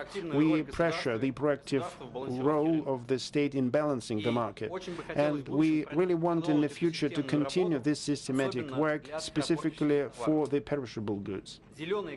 Green corridors is something that could significantly improve the efficiency of horticultural products from abroad. It's about the maximum and the speedy control and the customs formalities for the high priority categories. If, for instance, a refrigerator container with the grapes, mango or other perishable goods from India would pass all controlling procedure in a minimum time and reach the shelf, it will benefit to everybody. The less the container is open and stands idle on the route, the higher the quality of the product in the point of sale, specifically for the temperature-dependent goods. We, from our side, put a special focus on fulfilling all the quality demands and transparency at each stage. So we urge competent bodies of both countries to organize special regimes for such value chains. And this is a specific and concrete step that could significantly improve the global and the mutual trade. We, from our side, actively develop our collaboration with Indian producers, and we see sustainable and stable interest to such categories as seafood, sea products, frozen shrimps, rice, horticulture, textile, and preserved vegetables. These goods have high export potential from India and real demand from Russian consumers. Within this forum, we plan a number of meetings and negotiations with Indian producers, and we plan to close long-term agreements. This is our practical contribution to the strategy to sell in Russia and build stable routes between our countries. We provide not only logistics and bringing goods to market, but also full compliance with Russian standards, quality and safety. And we are sure that thanks to the coordination between our agencies and partnership with Indian partners, we can significantly grow and expand the presence of Indian goods in retail and other channels in Russia. However, in order to make it all come true, we have to remove the obstacles that we have in our mutual trade. I already mentioned green corridors that could be a very good solution in this sense. Another topic that has some issues are regulatory issues and permits to the market. We need here collaboration between controlling bodies of India and Russia. Indian exporters sometimes complain that getting accredited their enterprises takes a lot of time. The Russian party at this time focuses the attention rightfully that we cannot sacrifice the quality of the food products. In this case, the process is going longer and all parties suffer from that. What can we do here? It's very important to build a multilateral system of regulation and procedures. Now, we already use the streetlight system where green means clearance, yellow warning, and red is banned. But in the current form, it reflects only the consequences, but not the preemptive preemptive criteria based on which this status can be assigned. Such unified criteria from both parties should be developed. And this allows not only to show the status, to make it predictable, manageable for fair producers and suppliers. India regulators from their side can play a very important role in the preliminary control of products, preparing enterprises for export requirements of Russia and data exchange with Russian controlling bodies. We propose to set up joint checklists and registered of trusted suppliers supported from both sides. It's also important to implement already achieved agreements on electronic certification system and launch the end-to-end electronic turnover control, including phytosanitary certificates. The Indian party has very strong expertise in digitalization. Those competencies can be used to set up the joint IT platform that would allow the real-time tracking process. This would remove the uncertainties and give the impetus for further growth of our trade. To summarize, the collaboration between Russia and India in food industry has strategic significance and huge potential of growth. In order to implement this potential, it's necessary to provide simultaneous character of efforts from business and state bodies of both countries. We see the key task of ours to remove fragmentary processes, allow allowance criteria, speed up the data exchange, and provide the connectivity of data processes. Grand trade can be a guarantor of this process. We lead negotiations, increase the portfolio, and ready to scale out our cooperation. Now it's very important to have the political and regulatory impulse that would give more certainty to business for all the conditions. If we create a transparent access system, logistics and interaction in the nearest years, we can not only increase our goods turnover, we will be able to build a sustainable trade channels between our countries. Russia will get stable deliveries, India will get a market of their products, and consumers will get high-quality products on good price. Thank you. Thank you, sir. And ladies and gentlemen, as we close the proceedings of this session, may I request our dignitaries to kindly step forward for a group photograph.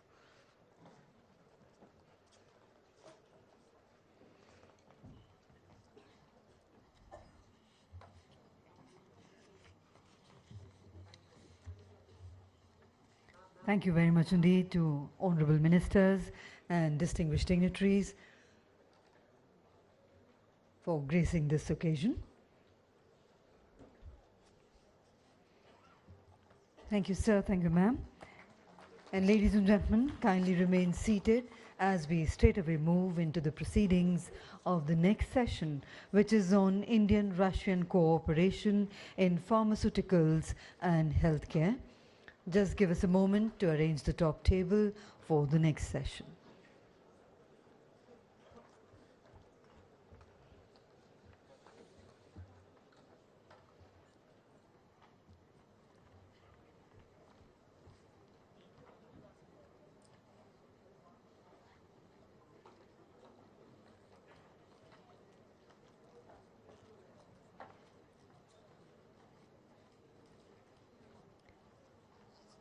Ladies and gentlemen, requesting everyone to kindly remain seated.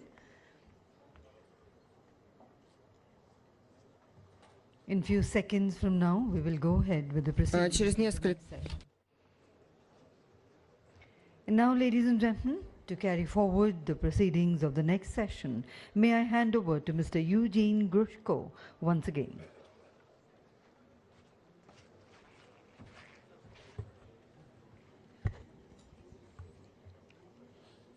Good afternoon once again, dear delegates. We continue our sessions.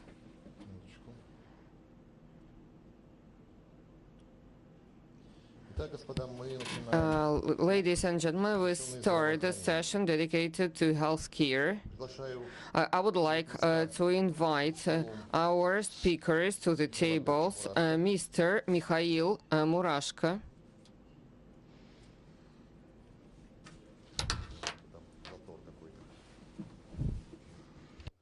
Также приглашаю занять место за I столом also would like to invite to take his seat Mr. Amit Agrawal. Виктор Александрович Дмитриев приглашается. Mr. Viktor Dmitriev. Василий Геннадьевич Игнатьев. Vasily Ignatiev. И господин Сатя Кармпунья. And Mr. Sati Kampunia. Прошу вас, господа, занимайте места. Dear gentlemen, please take your seats.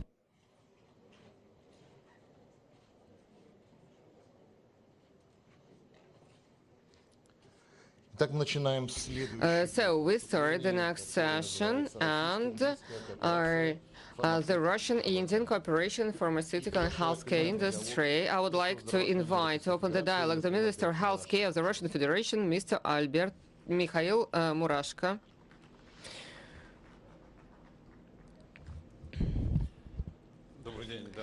Good afternoon, ladies and gentlemen. The Russian Federation is actively developing and modernizing its healthcare system. I would like to emphasize that the volume pharmaceutical market last year amounted to around 2.6 trillion rubles and about 6 billion of packages and packs. Yes, we also have a growth pharmaceutical market.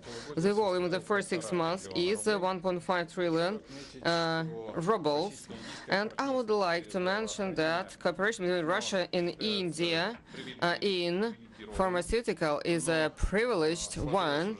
It has been present within the thousands of years of trust, and the practical cooperation is based on solid practical results. I would like to speak about some of the key indicators which speak for themselves. About 10% of the registered medicines in Russia are the Indian products. Russian medicines today, in absolute number, it's 1,800 units.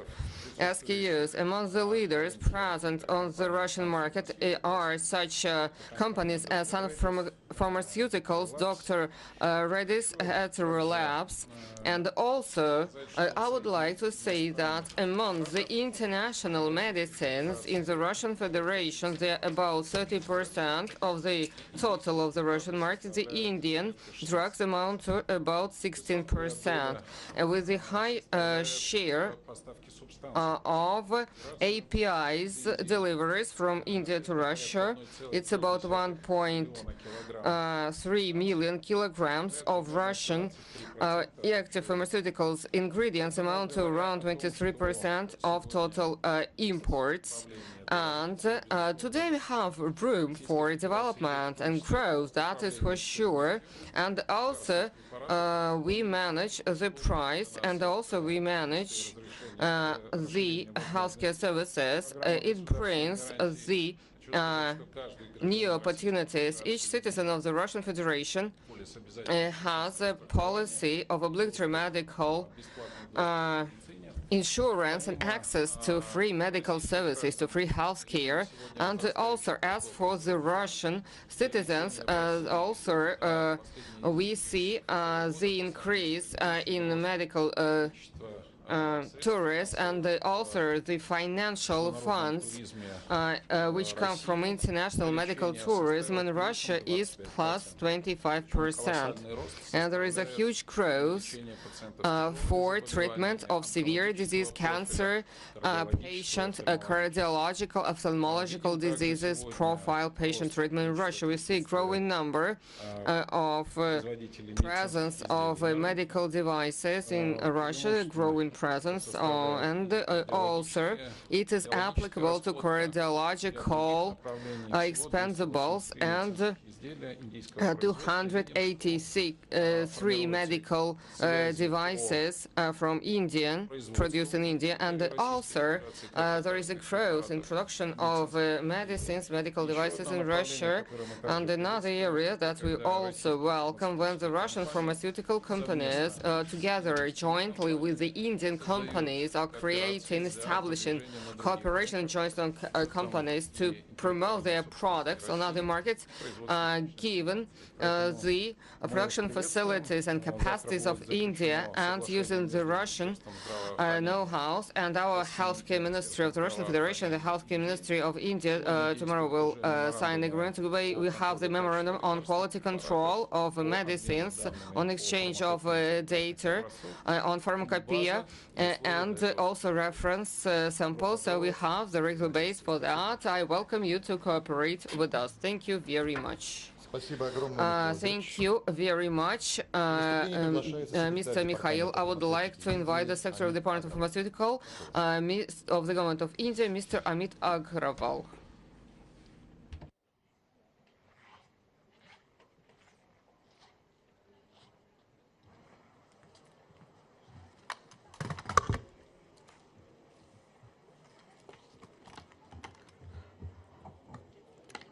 Thank you for this opportunity, and thank you, Honorable Minister Mikhail Murashko and distinguished leaders of the Russian delegation, captains of industry from both sides, ladies and gentlemen. I am, the words which the Honorable Health Minister for Russian Federation just said about the scope for deepening, I totally echo that. And while the numbers said were about 16% of the Russian market is India, the potential is certainly way higher. India contributes about 24% of the generics market of the world. So if you extrapolate that, 16% is way short of that. Our share in the global market has consistently grown because we make things much more affordably as well as of the highest quality. In industry standards, this is attested to by several things. India today has the largest number of US Food and Drug Administration, US FDA approved plants outside of the US in the world, some 700 plants. Another 350 or so plants are European Medicine Agency approved plants. We also have our own pharmacopoeia, which has come out as a very effective and equally cost-effective also. Efficacious as well as cost-effective pharmacopoeia, and in just the space of 2 years, 19 countries across the world have adopted Indian pharmacopoeia, which lays down the industry standards by which drugs are to be manufactured. So a growing number of countries are adopting our pharmacopoeia and standards. So that attests to the fact that the whole world finds our goods in pharmaceuticals absolutely of the highest standards, and its share is continuously growing. That said, the growth so far in the trade in pharmaceuticals between India and Russia has remained below its potential. I believe the potential is high. I understand that the generics market in Russia alone itself is about 13 billion. So if you extrapolate, it should be something like 2.5 billion in formulations. Another growing area is, and we have on the stage the biopharma side also, I noticed from the Russian side, biosimilars is going to be a very, very important area. 40% of all prescriptions around the globe are expected within 10 years to be biologically based. They are to be biologicals. Disease burdens across the globe, more than half of them are today non-communicable diseases, and principally the treatment of all of that lies in biologics. A huge number of today's patented biopharmaceuticals are going off patent in the next 3 to 7 years, and India has already started producing, just like generic chemicals, it has started producing very affordable biosimilars, and for diseases like insulin, for diabetes, for number of cancers, for autoimmune disorders, India is producing immensely cheaply, to the extent that very recently the state of California started sourcing on an exclusive basis under a back-to-back contract insulin from an Indian company, which is like 90% cheaper. Our industry tells us that in the procurements in Russia today, there is a huge preference for Western companies, which is hugely expensive for Russian consumers or the Russian healthcare system. There are a number of issues which come in the way of Russia making better use of this quality affordable drugs. These have been discussed for some time, very actively in the joint working groups over the last 3 to 4 months. And therefore, I would not take this opportunity to repeat those, but I would only urge the Honorable Health Minister to take a closer look as to what is it that Russia can do to really solve these long-standing issues so that Russia's share in trade from India is at par with the rest of the world and maybe higher. So that is the principal thing that I would like to bring out there. The last key point that I would like to make is, two more key points that I would like to make is, on the drug side, APIs were mentioned. Over $1 billion worth of active pharmaceutical ingredients are exported by India to Russia. And we have, over the last 5 years, undertaken, I believe, a unique initiative to increase resilience of the Indian supply chain and start producing APIs domestically. And the most important drugs in the supply chain, in the value chain, almost 26 of them are already grounded, and over the last 2 years have started getting produced within India. So our ability to produce key APIs has really risen. Over the next few years, it will rise further, and that gives a lot of resilience. We are in a position to supply so much more of APIs as well.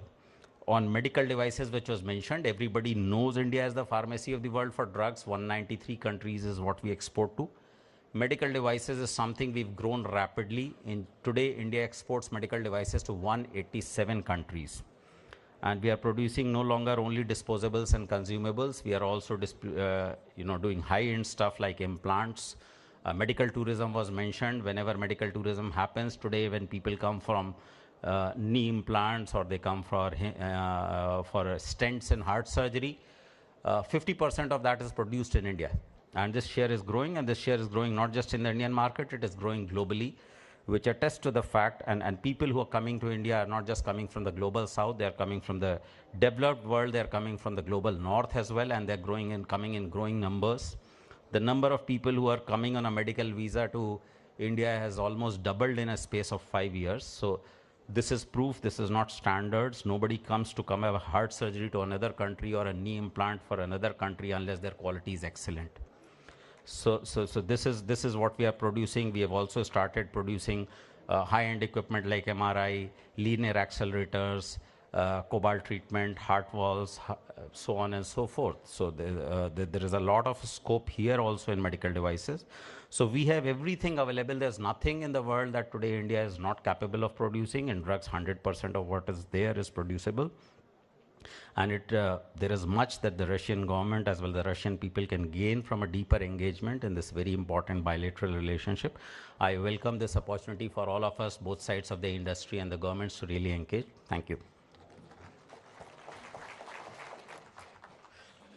Thank you so much, dear Honored Secretary. I'd like to give the floor to Viktor Dmitriev, Director General of the Association of the Russian Pharmaceutical Manufacturers. Good afternoon, dear colleagues. Today, opening the forum, Mr. Piyush Goyal quoted the poem by Rasul Gadzatov, and I would like to start with Vladimir Vanikovsky, a Soviet poet, saying that I say India, I mean medicines. When I say medicine, I think about India. So this is an abstract thought that an association in which I had in 1982, one of the students of the first year of the medical university, I participated in the solemn meeting of the Prime Minister of India, Mrs. Indira Gandhi, and after a month, probably we saw how many Indian medicines were on sale in our pharmacies. Of course, it was more than 40 years ago, and we have more Indian drugs, and the relations have improved. And working in the pharmaceutical sector and talking to my Indian colleagues, I can say that many implement the strategy that we internally call from supplies, from deliveries to production. And Mr.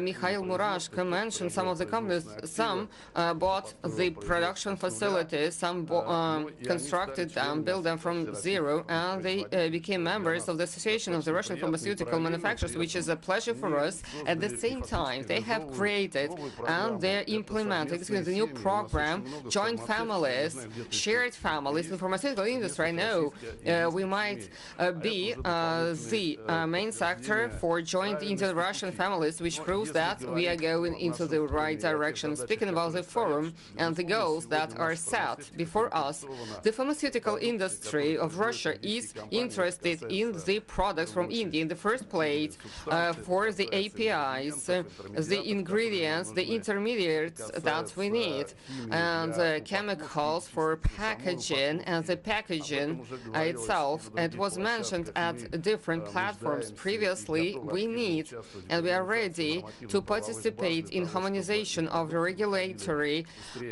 basis and the regulations so that we accelerate the product entry to the market without decreasing the safety and the quality of the products. Probably we could find such mechanism, and we are ready to do everything to accomplish that and not take a lot of your time.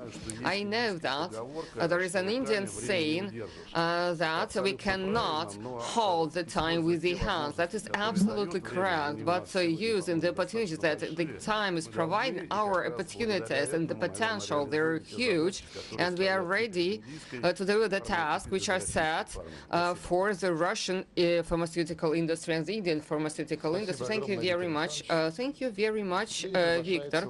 I would like to invite Vasily Ignatiev for the speech, Director General of our farm. Namaste. Добрый день.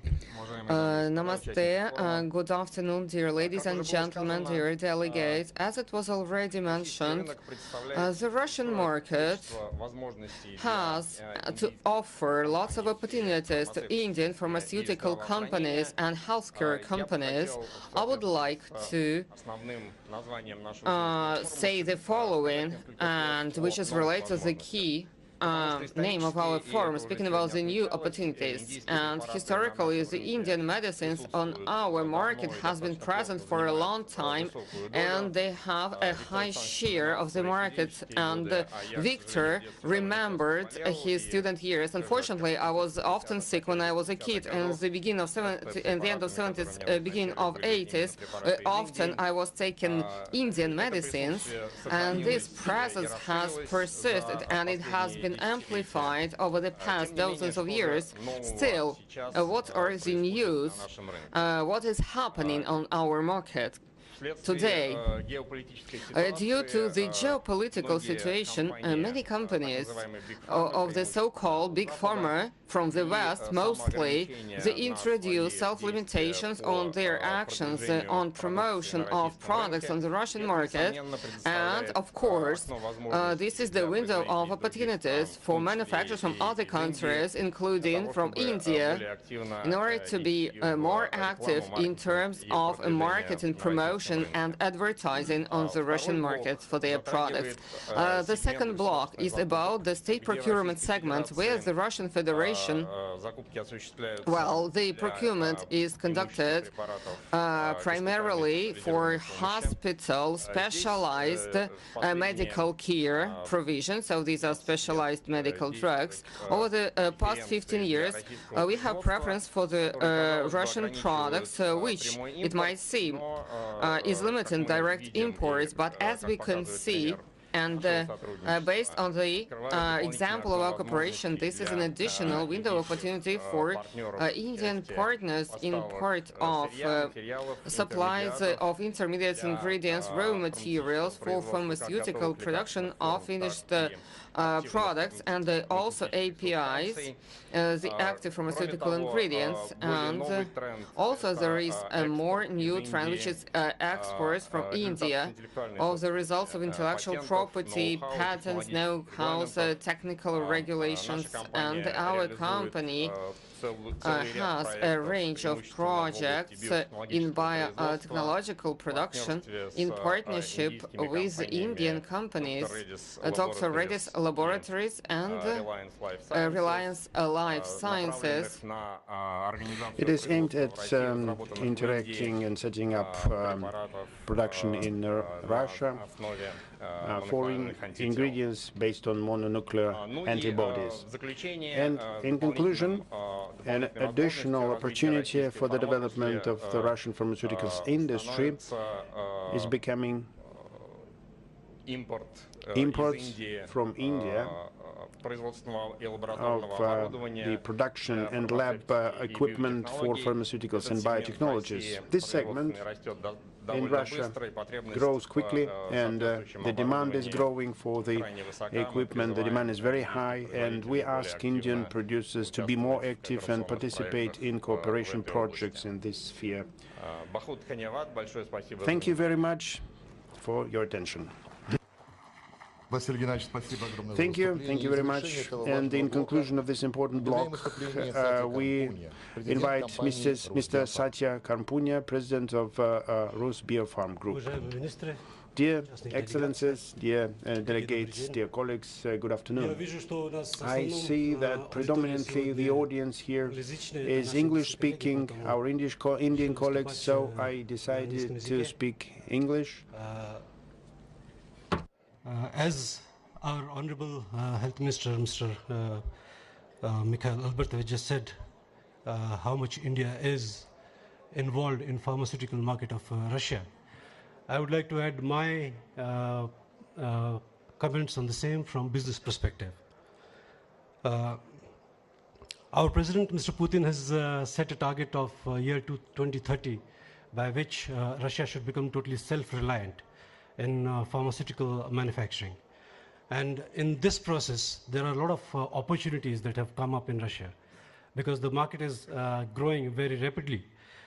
There are, right now, I'll be very concrete with what steps can be, where, in which all sectors can Indian companies can provide their goods and services to Russian companies. The first one is localization of active pharmaceutical ingredients. Now, the Russian government has very clearly given a benefit to companies who are making APIs locally in Russia, in government tenders. Now, making APIs is just not, doing an N-1. It is, the government is demanding deeper synthesis, deeper chemical reactions. So that makes the task a little complicated. We in Russia are quite already masters of making drug formulations, drug products, but in API we are just catching up. So here Indian companies who have decades of experience in making APIs can come as technology transfer partners. Plus they can sign long-term agreements of supplying of raw materials that are required for API. So that could be a win-win situation. Then the other sector is biosimilars. My colleague just mentioned it. So in biosimilars now, if you remember 15 years back, the top 100 products that were being sold in the world, only 10, 15 were biotech, rest was chemical. But if you see the list of top 100 selling drugs in 2025, I think more than 50% are already biotech. So biotech is the segment to be. So all Russian companies, pharmaceutical companies, are also rushing towards making biosimilar products. But biosimilar is not like generic products where you can develop and launch 10, 15 biosimilars every year. A single company can't do that. Every biosimilar project is costing between, from development to market launch, it's costing between $10 to $30 million. So that's huge investment for any company.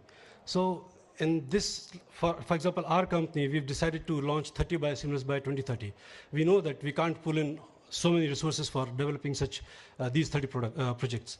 So we have partnered with equally ambitious Indian companies where we have pulled in our resources, partly by investments, clinical trials, where we can decide on territories' marketing rights. The master cell bank is owned by Indian company and Russian company, and we can co-develop such projects. So this will fast-track the development of the biosimilar project, as well as the burden of investment would be much lesser on both the companies, creating a win-win situation. Now, third, I think the CDMO part, I mean, it's nothing new that I'm going to say. Big pharma worldwide is using India as a CDMO hub. The way Russian pharmaceutical is right now developing at a very high pace, it's of course not possible for us to do everything in-house. So Indian CDMO companies can give services to Russian pharmaceutical company for outsourcing of certain tasks. Now, apart from that, I think, again, the Indian minister just said about the hospital devices, the medical consumables. There are some Indian companies which are doing very well in production of medical devices. I can say they are not Indian companies now, they are Indian multinationals who have proven the world that they can produce world-class products. So these companies can come and invest in Russia, make these hospital consumables like IV catheters, dialysis systems, cannulas, etc., etc. And they will get a clear preference if they are making it locally by the Russian government, because in the tenders, if the product is locally made, you would get 100% preference. And the good news is that the high-grade plastic that is required for these medical devices is available locally in Russia. So it makes a lot of sense. And similarly, I mean, not only these consumables, but there are medicated stents.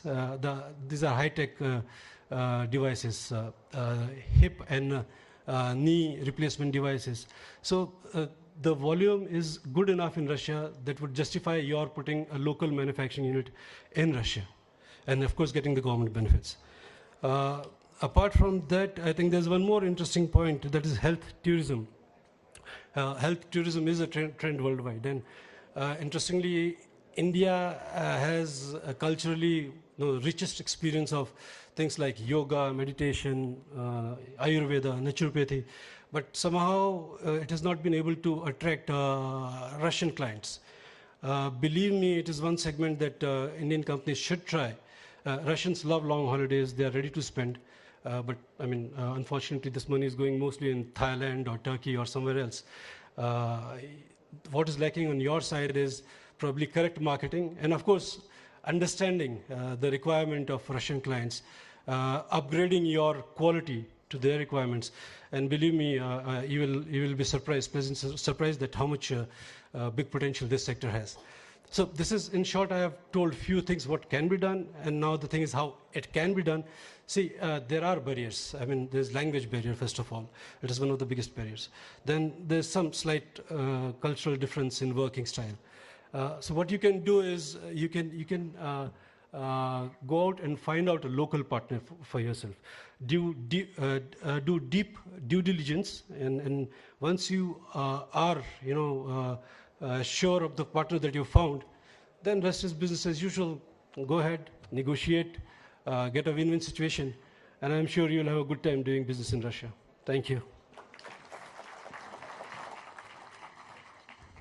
Thank you very much, dear experts, dear participants for this session. I'd like to invite you for the joint photograph, and we will continue.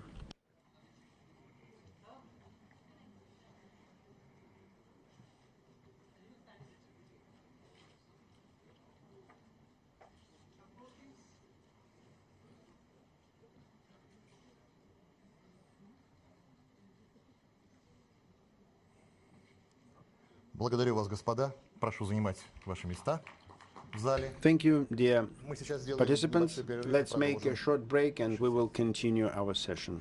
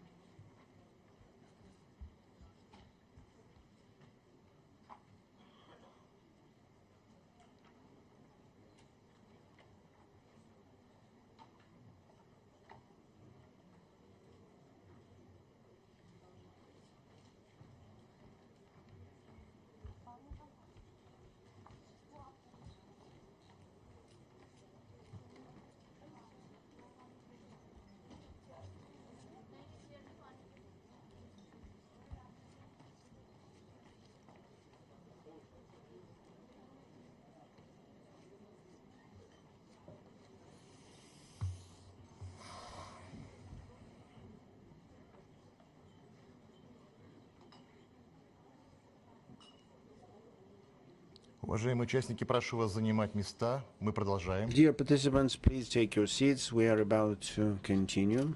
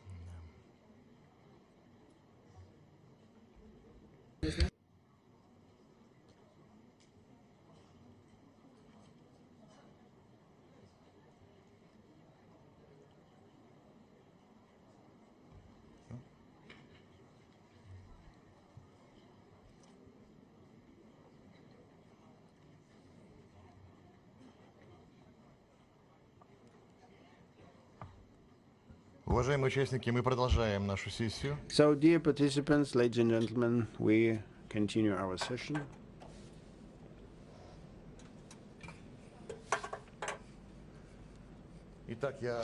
So, I invite distinguished Satna Gupta to continue moderating the next session. Thank you. Ladies and gentlemen, requesting everyone to kindly be seated. We are now ready to go ahead with the proceedings of the next session. Everyone to kindly be seated, please. And now, ladies and gentlemen, for the session on India and Russia, a digital partnership for the future, may I invite on stage Mr. Maqsood Shadaev, Minister of Digital Development, Communications and Mass Media of the Russian Federation. Let's put our hands together to welcome Mr. Maqsood Shadaev. Warm welcome, sir. I invite Mr. S. Krishnan, Secretary, Ministry of Electronics and IT, Government of India. And also inviting distinguished Russian speakers, Mr. Oleg Gorlov, Managing Director for International Business Development, Cyprus. I invite Mr. Viktor Ivanovsky, Director of International Business Development, Positive Technologies.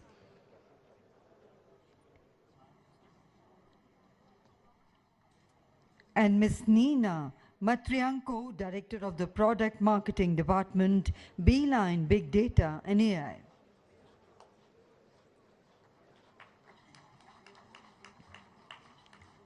Ladies and gentlemen, we now move to the next segment, which is a forward-looking dialogue on India and Russia digital synergy, where innovation meets strategic collaboration for a tech-powered future.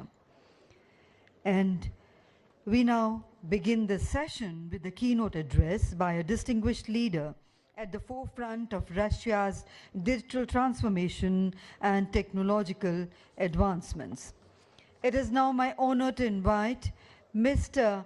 Maqsood Shadaev, Minister of Digital Development, Communications and Mass Media of the Russian Federation, to kindly deliver his speech.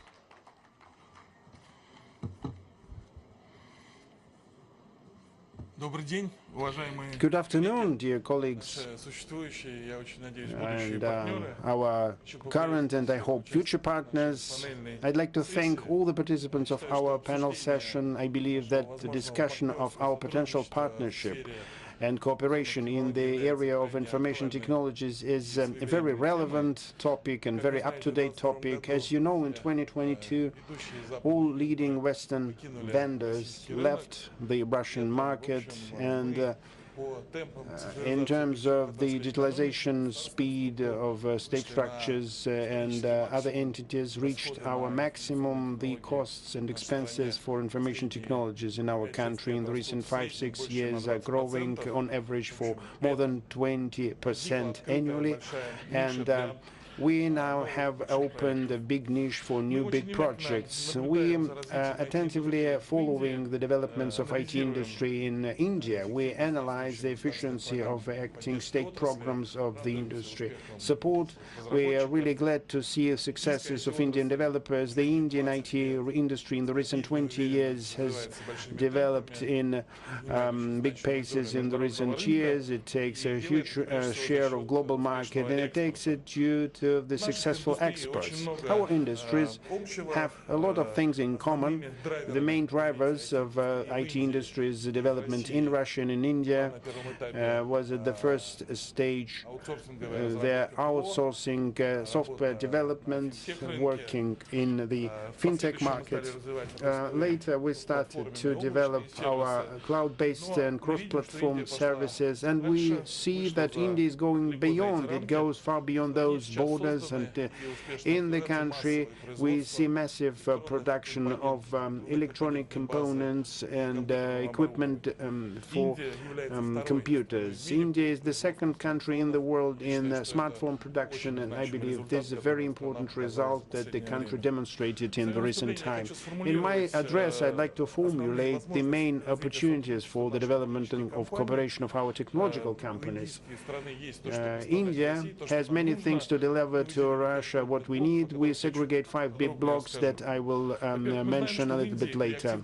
We know that India, under the state support within PLI system, actively developed their own production of telecommunication equipment, and first and foremost basic station 4G and 5G. At the same time, they reached a high level of localization. They successfully solved the problem of dependence from Chinese producers. We also built our in-house production. We started to do it much later, and we developed our own projects and in the area of telecom.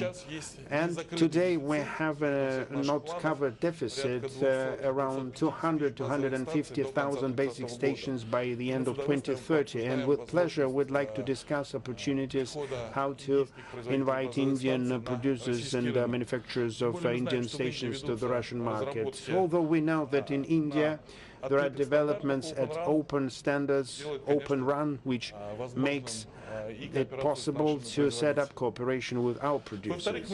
Secondly, we see that today big factories, big electronic factories are built in Gujarat in production of multi-layered board slabs, solar panels, and many of them are commissioned. The new facilities are commissioned, and we're ready to place our orders for manufacturing of different equipment. And colleagues already mentioned high speeds of development of marketplaces. We have a huge demand for building and commissioning dozens of thousands unmanned platforms for goods deliveries across the whole territory. You know, our territory is huge.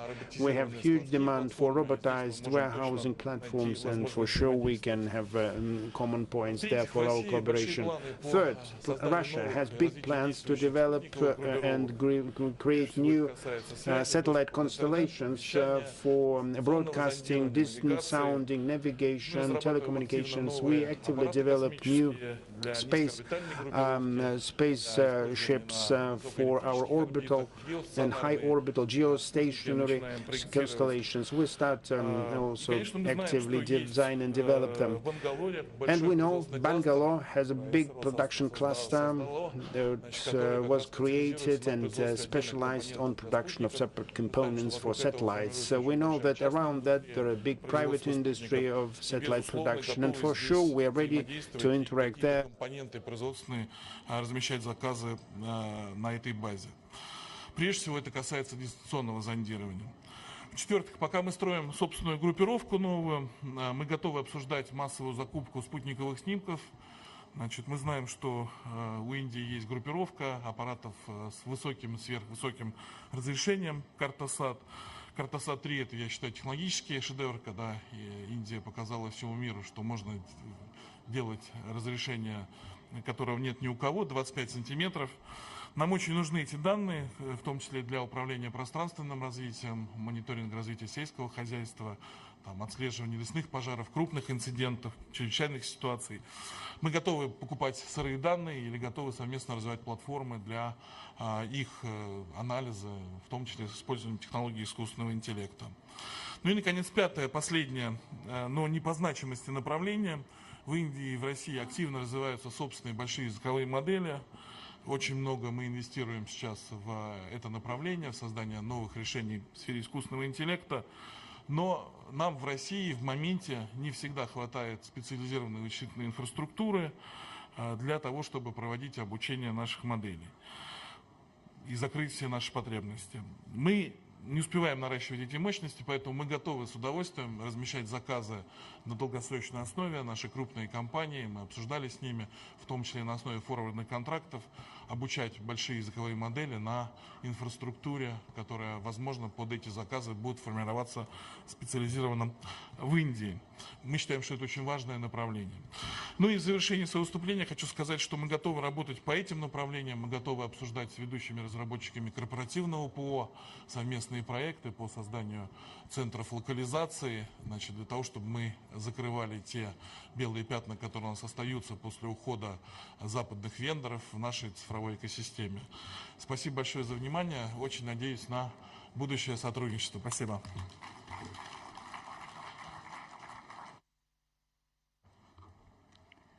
Thank you very much indeed, sir, for your insightful and forward-looking remarks.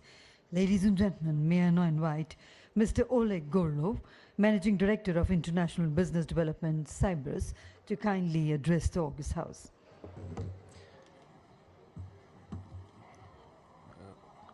Уважаемый Максим Станиславович, His Excellency Mr. Piyush Goyal, уважаемый Максут Игоревич, как вы отметили, индийская IT-индустрия достигла впечатляющих успехов. То же самое можно сказать и про индийскую отрасль кибербезопасности, которая демонстрирует в последние годы активный рост, растет позиция Индии в мировых рейтингах, растет объем рынка кибербезопасности, появляются новые компании с мировыми именами. При этом растет и запрос на квалифицированные кадры. Фонд развития результативной кибербезопасности Cyberus, который я представляю на данном форуме, это российский технологический холдинг, который объединяет ряд портфельных и партнерских компаний с уникальной накопленной экспертизой по построению отрасли информационной безопасности, которой мы готовы делиться и совместно развивать с индийскими коллегами. Речь идет в первую очередь о системе развития человеческого капитала в сфере кибербезопасности, о создании образовательной экосистемы для подготовки специалистов различного профиля и уровня от операторов до разработчиков программного обеспечения.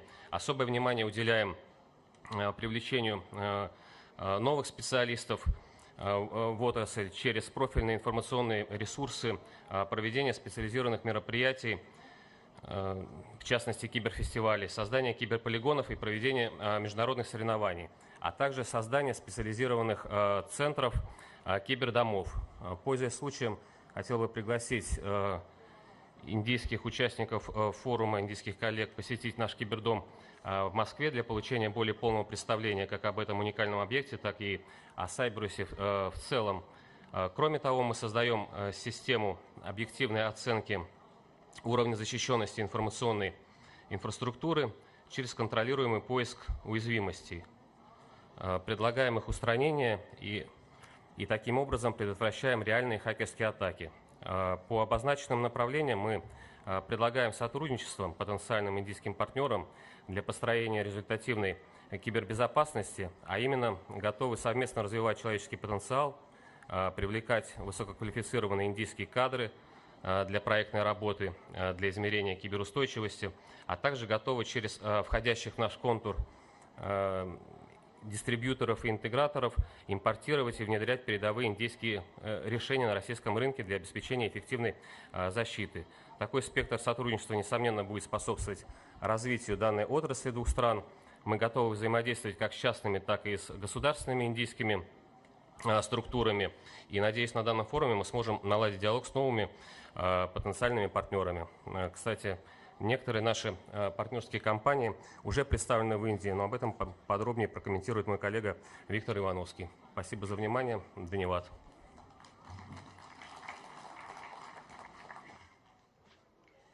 Thank you very much indeed. May I now invite Mr. Viktor Ivanovsky, Director of International Business Development, Positive Technologies. Добрый день, дамы и господа. Намасте. Я очень рад сегодня говорить от лица компании Positive Technologies, компании со штаб-квартирой в Москве, компании с более чем 20-летней историей, компании с уникальным набором технологий, опыта, экспертов.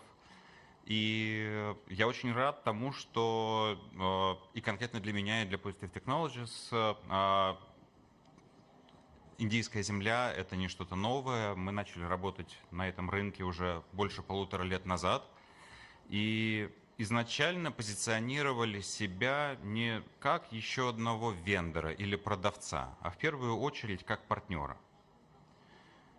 А любое партнерство, технологическое, стратегическое партнерство — это дорога с двусторонним движением, по которой стороны двигаются по направлению друг к другу. И с одной стороны, мы действительно предоставляем технологии, предоставляем продукты, работаем с партнерами в Дели, Мумбаи, Ахмедабад, Бангалор, Калькутта. Мы учим индийских студентов. В июле 2025 года мы на втором нашем треке Positive Hack Camp, который организуем совместно при поддержке Минцифры, вместе с Минцифрой и с поддержкой Cyberus. Среди более чем 100 студентов у нас была первая группа из индийских технологических университетов IIT.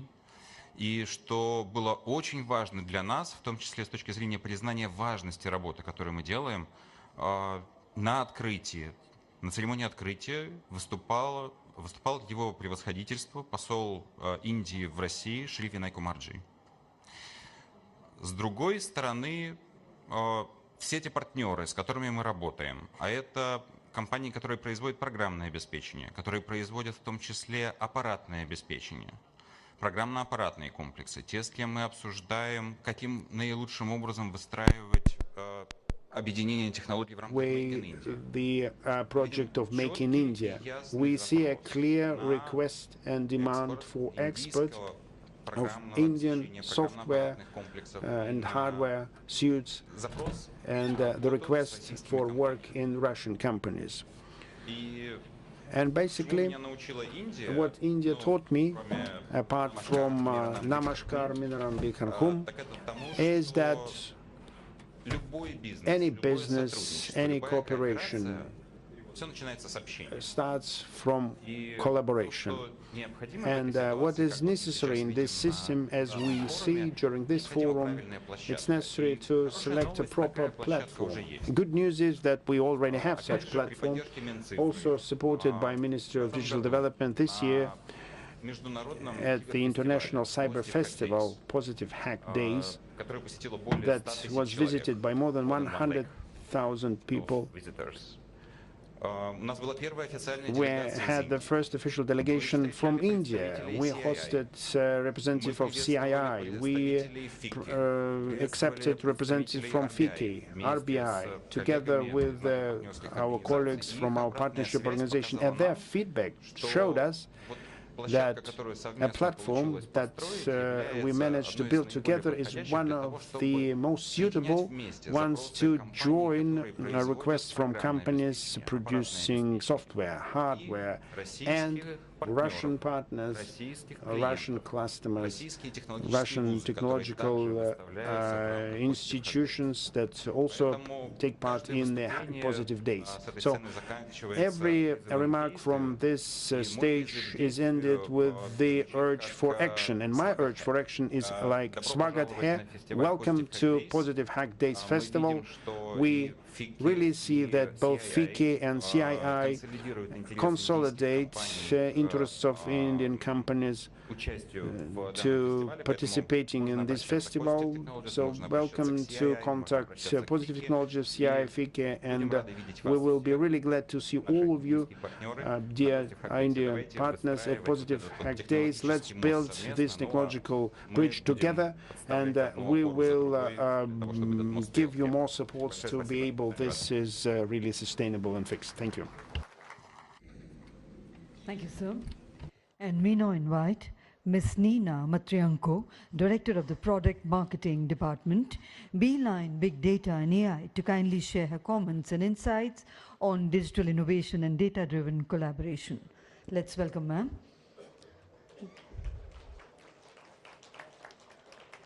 Добрый день. Good afternoon, dear friends. Technologies and humans, one cannot exist without the other, and many of you today mentioned the importance of human-one relations, because this is the foundation of the future partnership, in this case technological partners, that we would like to implement and build within our countries. Because I think we've been dealing perfectly with the goal of one relations, but as I feel from the warm welcome that I received in this country, our shared growth, that is the name of the conference, and shared growth is the foundation of collaborations and cooperations that we can build together. India and Russia have a big scale and a huge amount of work in digitalization and in AI. India is demonstrating the reference and the example for mass introduction of digital services and has a huge pool of IT talents, and Russia has accumulated profound expertise in creation of comprehensive industrial solutions and in work with the big data.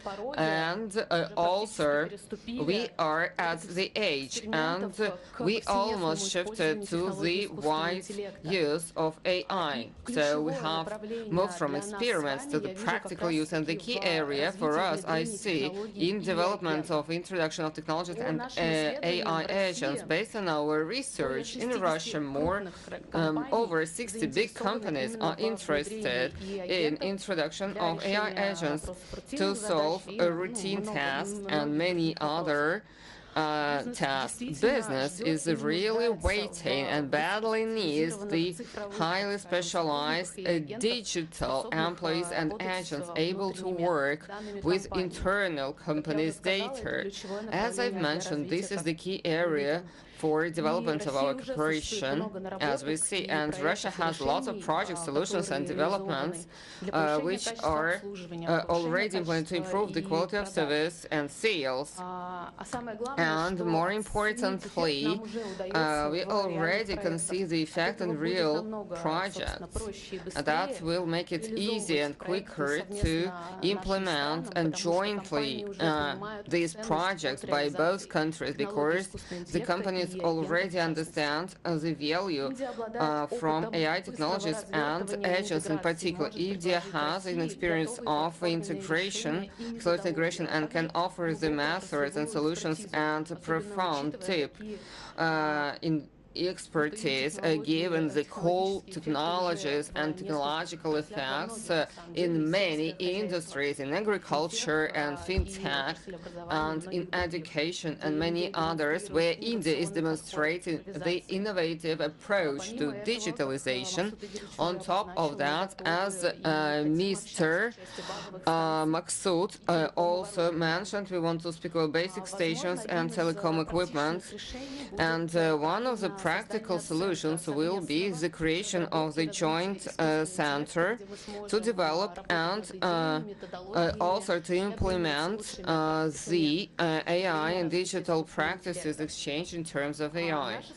Our cooperation, to my mind, should be aimed at creation of long-term technological alliances from joint development and agents and multi-platform systems to a creation of the cities of controlling and management administration of smart cities and infrastructure. And to finish, I would like to invite your country, and Beeline on the annual basis is holding the biggest awards, AI awards, where we reward the best practice from organizations within their projects and developments in AI sector. In 2026, we plan to hold this award as the main award in this industry, which has international character in terms of standards in AI. And if your team would like to, we'll be happy to invite you so that we could learn the best practice that you could share with us within AI awards. Thank you. Thank you. And ladies and gentlemen, we now turn to hear from a distinguished leader at the forefront of India's digital transformation and technology governance. May I now invite Shri S. Krishnan, Secretary, Ministry of Electronics and Information Technology, Government of India, to kindly share his views with us. Let's put our hands together to welcome sir.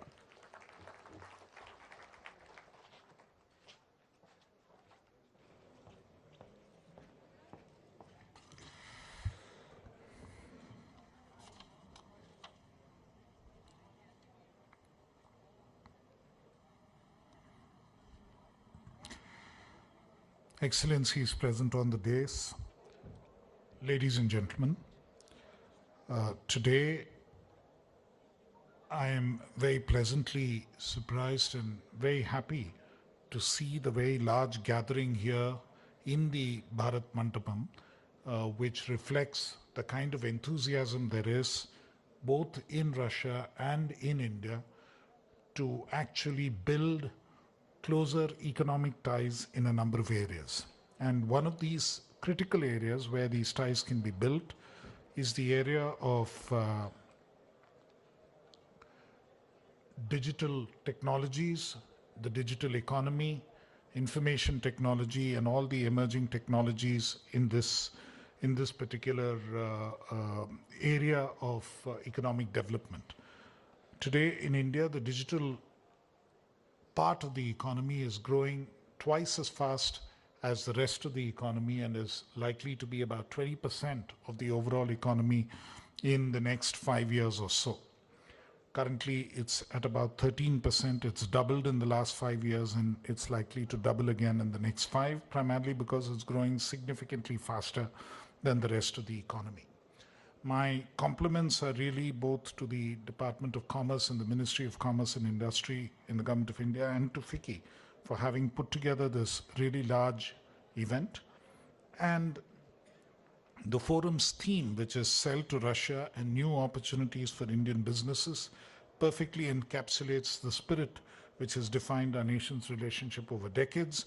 And I think this is a mutually beneficial arrangement which would grow even faster.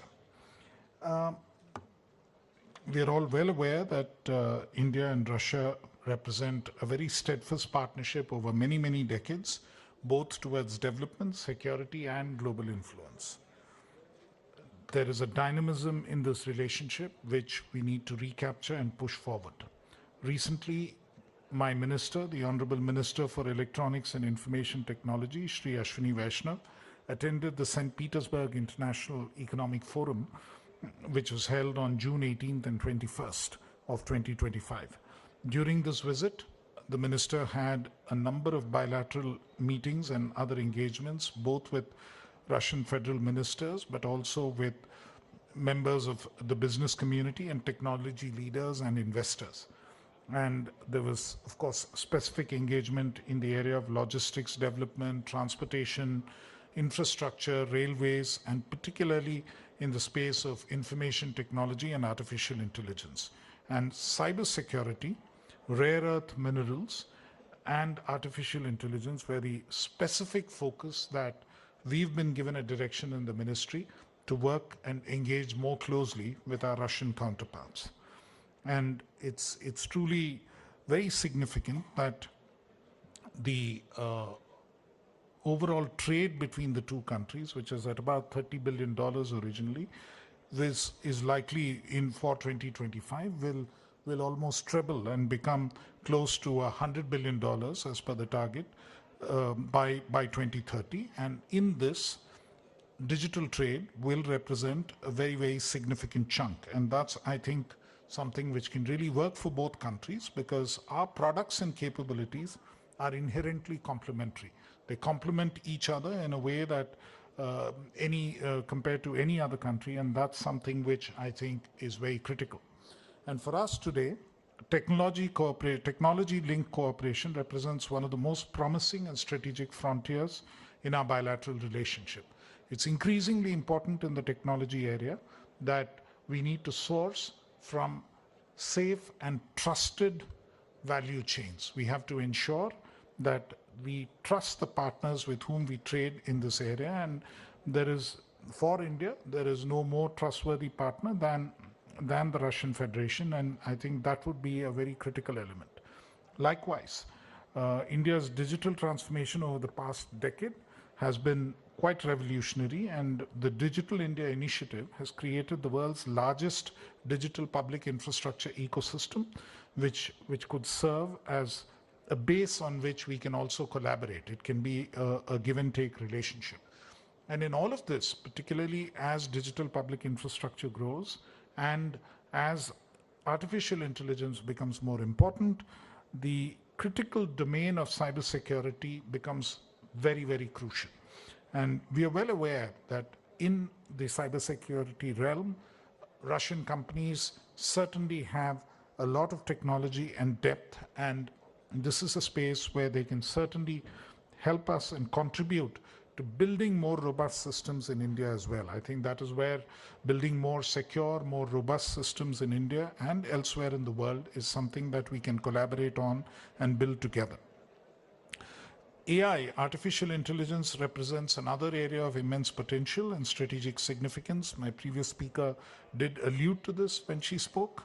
And India's AI mission and Russia's national AI strategy share certain common objectives of harnessing AI for societal and economic benefit and ensuring that there are appropriate ethical safeguards. I think that's a crucial commonality that we have, and clearly we need to encourage more joint research initiatives, technology transfers, and co-development of AI applications which can position our countries on the forefront of the fourth industrial revolution. And this is clearly also an area where startups from both countries can collaborate more closely. Likewise, in the rare earth minerals sector, special attention is required as part of the partnership dialogue. As the world transitions towards clean energy and advanced electronics, the demand for rare earth elements critical for electronics, renewable energy systems, and defense applications will grow exponentially. Russia's abundant reserves, combined with India's manufacturing capabilities and growing technological prowess, create perfect synergies for collaboration, and I think this would be something which we can work on in a significant way together. And in all of this technology space, I think we are rapidly building our technology base and also presence in advanced technology areas. Specifically, semiconductors, electronic manufacturing ecosystem has seen some huge developments in India in the last 5 to 6 years. Our Semicon India program, under which we are in the process of establishing the first major semiconductor facilities here in India, and these should come up by the end of this year or early 2026. We should be having significant fabrication facilities, also packaging units, and all of them functioning, which would take up a significant proportion of our own demand. And today in electronics manufacture, India is the second largest mobile phone manufacturer in the world. And we also have, incidentally, in chip design, 20% of the global workforce. And therefore, we have a fairly robust chip design industry, which is currently flourishing in the country. And that is something that we can work together to move forward. To the Russian businesses that are represented here today, I extend a warm invitation to explore emerging India, explore the emerging opportunities in India, and also look to see how you can collaborate with us to innovate together and ensure that there is dynamic growth on both sides. Our doors are open, our policies are very favorable, and our commitment to this partnership is unwavering. Together, let's create the kind of success stories that would benefit our economies and set new benchmarks for international cooperation. Thank you very much for your attention. Dhanyavad. Spasibo. Thank you. Thank you, sir. And as we close the proceedings of this session, may I request our dignitaries to kindly come together in the front for a group photograph.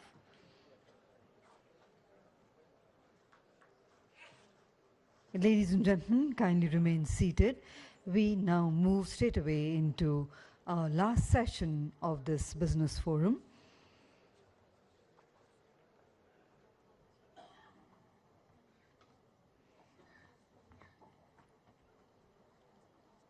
All those who would like to take leave, may I once again request to kindly leave the headsets behind on the chairs.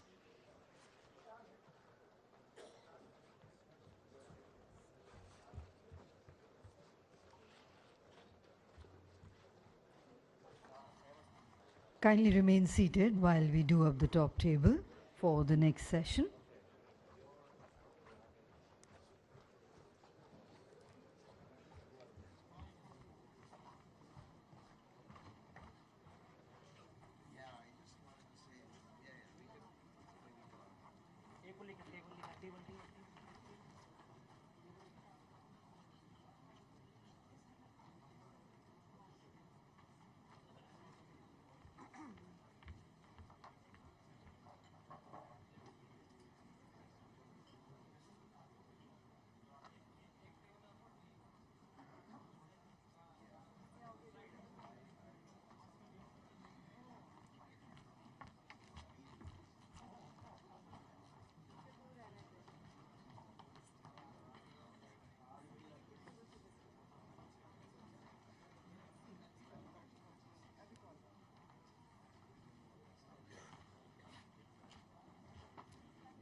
Ladies and gentlemen, requesting everyone to kindly be seated.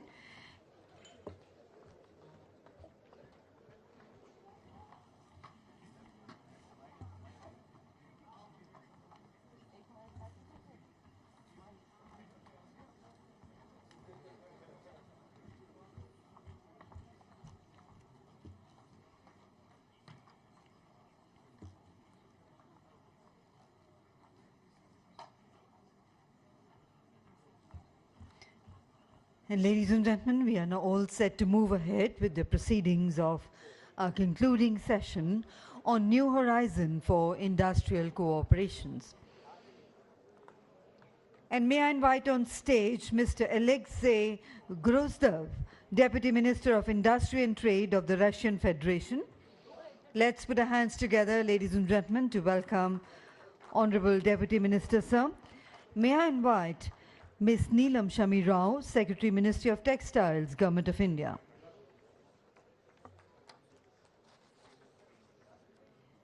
And I invite our eminent Russian speakers, Mr. Renat Mistahov. He's General Director, AK Bars Shipbuilding Corporation. I invite Mr. Vikram Punia, President of the Pharmacintech Group. I invite Mr. Vadim Badiaka, he is the General Director of the United Aircraft Corporation. I invite Mr. Kirill Lipa, General Director of Transmesh Holding, and Mr. Sergei Gromak, Vice President for External Affairs and Shareholder Relations at APT.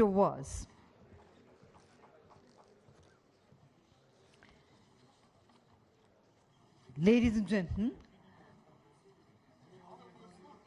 kind attention for those people who are standing in the front. All our participants, members of the press and media are requested not to block the stage. Our dignitaries are here on the stage and we are ready to go ahead with the proceedings of the next session. So ladies and gentlemen, as we gather to explore the new horizons in India-Russia industrial cooperations, it is now privileged to invite Ms. Neelam Shami Rao, Secretary, Ministry of Textiles, Government of India, driving transformative initiatives in India's textile and apparel ecosystem, and has been pivotal in fostering innovation, enhancing global competitiveness, and strengthening India's position as a key player in the international textile value chain. May I request Ms. Neelam Shami Rao to kindly share her remarks with us. Let's put our hands together to welcome ma'am.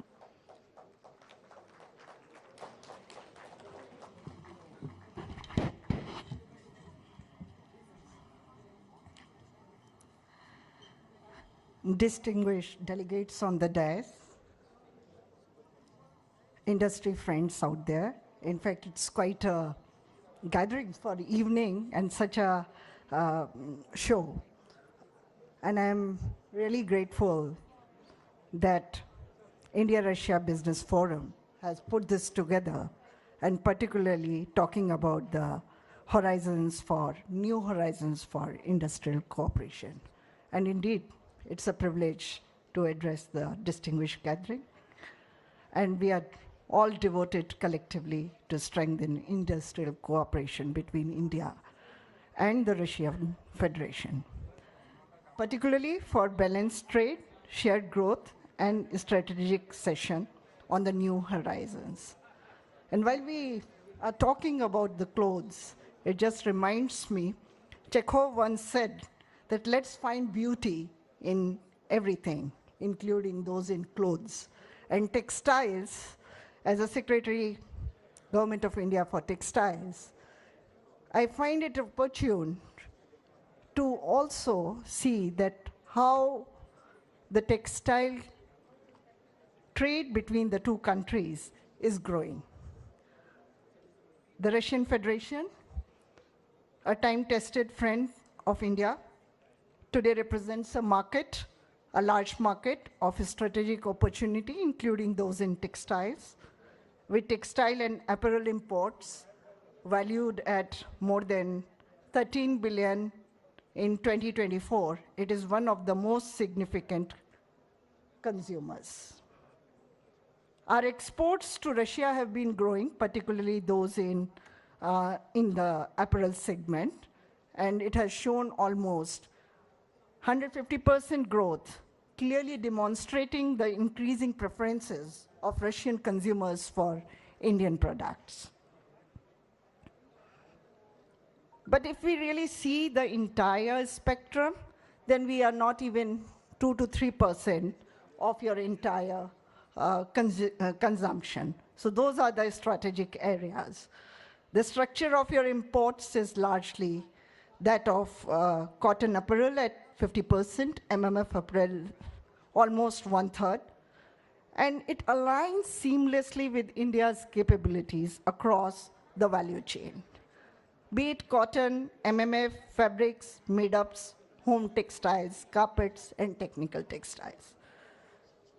This convergence of the needs of the two and the capabilities of each other creates an unprecedented window of opportunity for both the sides.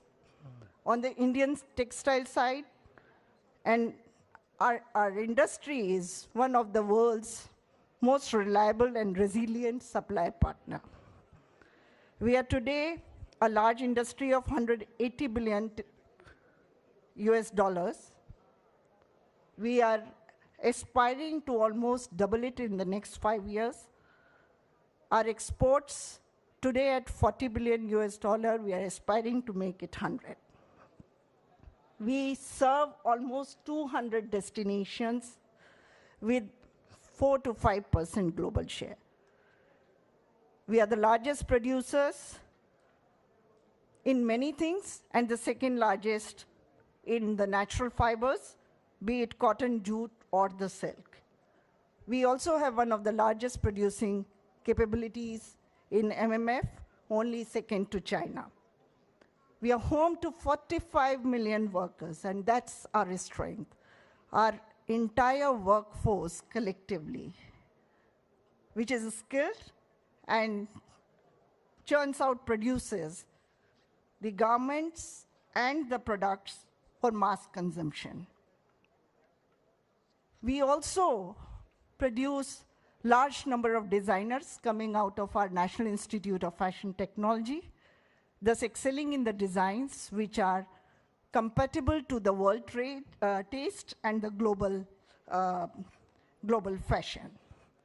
So our integrated value chain, which is basically our 5 Fs, which we say is from farm to fiber to the factories, be it spinning, weaving, processing, to handicrafts, carpets, to factory, to the fashion, and fashion to the foreign shows. We are cost efficient, high quality, we have uninterrupted supplies, but we also are looking at sustainability in a big way.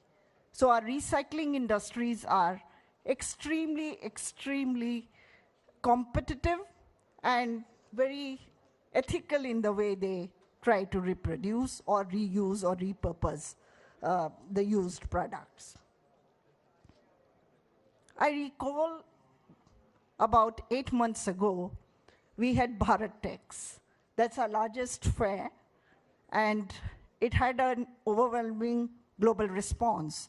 We had 154 countries being represented there. There was a participation, large one. And one of our largest participation, and it's a very happy thing to share, was from Russia. We had almost 204 buyers from the Russian Federation alone. We had large discussions with you all and your industries and your buyers, particularly in the field of technical textiles. That is one of the key areas where we are working a lot and where we are growing at the faster rate than any of the other areas. Our next edition of BharatTex will be in July next year. And I take this opportunity again to warmly invite the Russian delegation to participate in BharatTex and experience our dynamic and rapidly evolving textile ecosystem. I also welcome the Russian companies to invest in India's future-ready ecosystem, anchored by our PM Mitra parks. These are our especially textile-oriented and apparel-oriented parks. And our production-linked incentive scheme, which supports the new investments and are basically looking at the capabilities in MMF, where you already have large capabilities, so it works to each other's mutual benefit. There are other several high potential areas where collaborations can accelerate. Co-creation of advanced material and technical textiles, considering that you have strong competencies and capabilities in the technical textiles, particularly the glass fibers and other high-tech products, and the products of strategic needs. And largely, your polymers, advanced fibers, composites, and aerospace materials to develop defense textiles, high-performance nonwovens, geotextiles, filtration and medical textiles, and fibers for automotive, aviation, and space. The Joint Research and Development, Testing and Design Centers, bringing together Indian and Russian institutions to collaborate on new fibers, sustainable materials, next-generation blends, and product innovation tailored for each other's markets. We are also keen to learn from you and synergize your efforts for the integrated value chain, particularly in synthetics and India's spinning, weaving, and apparel clusters to build durable, diversified, and competitive supply chain for global markets. The retail and e-commerce partnerships also is something which, and you heard the earlier group talking about the AI, talking about the digital penetration and the strength of India in that. Our domestic market is very rapidly shifting towards the digital markets, and with that strength, we think there is a capability in India to also explore the partnerships with Russia on e-commerce and retail. In conclusion, as I said, we are a stable supplier, having the entire value chain from farm to fiber to factory to fashion to the export capacities. We have the products which many of you have loved over a period of time, a fast-growing market, a preferred investment destination. We have been receiving a lot of FDIs and also embedding the new apparel technologies from all over the world. So with the strong complementarity of yours, particularly in technical textiles, the rising demand of strategic material and a supportive policy environment, it's a perfect moment to be looking at the newer businesses. And I think India and Russia collectively can do very, very well. 2% partnership can actually be grown many-fold. And I think we should collectively work towards that and establish new horizons of industrial cooperation.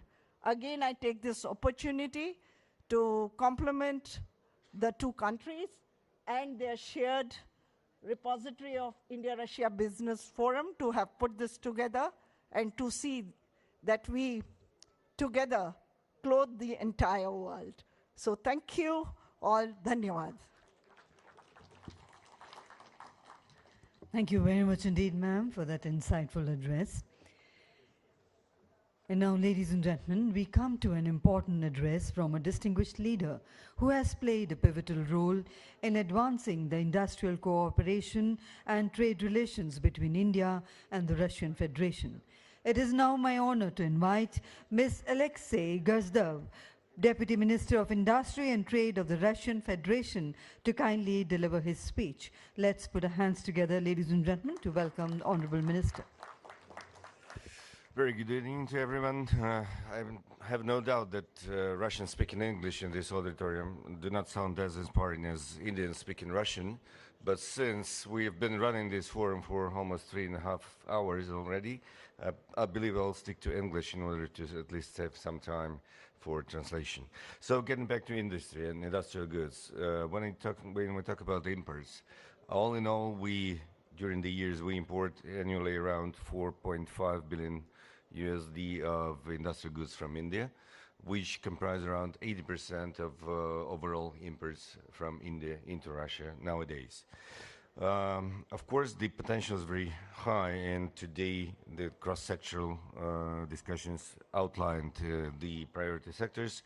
According to my ministry, what we see, of course, one of the potential points of growth is chemical industry, which is divided into several parts. One is mineral fertilizers. When we go about industrial cooperation, not supplies to India, but potential for developing industrial cooperation in Russia, then it is pharmaceuticals, medical equipment, but there's been a separate session where you explored the opportunities of deliveries to Russia. We still have strong demand and see good potential in importing different ingredients for the drugs for pharmacies from India, and also special pharmaceutical substances. So today, I believe another insight will be shared about the plans to arrange production of active substances in Russia with the participation, investment, and technology transfer from India. So another point that we really see good potential in increasing imports is machinery. And machinery is quite a diversified industry. To name one is, of course, the automobile industry, but we are ready to focus more on different types of auto components, because when we talk about automobile, passenger cars, we're quite sufficient in our producing capacity right away. So the main focus would be electronic components and other spare parts that we are ready for different types of partnerships. Civil aviation and shipbuilding industries are another two that might provide a strong demand in different types of industrial goods, components, and industrial equipment. And finally is railway stock industry, and this is we see a two-way road of cooperation. We are here to provide our experience and technologies in terms of developing railway infrastructure in India, including the wagons and locomotives. And at the same time, we are ready to explore opportunities to integrate Indian producers into our value-added chain. So we strongly believe that this direction might be another point of growth in our bilateral cooperation. And textiles been mentioned already. I would not cover all the issues that have been raised, but another point is in raw materials for developing textile industry in Russia.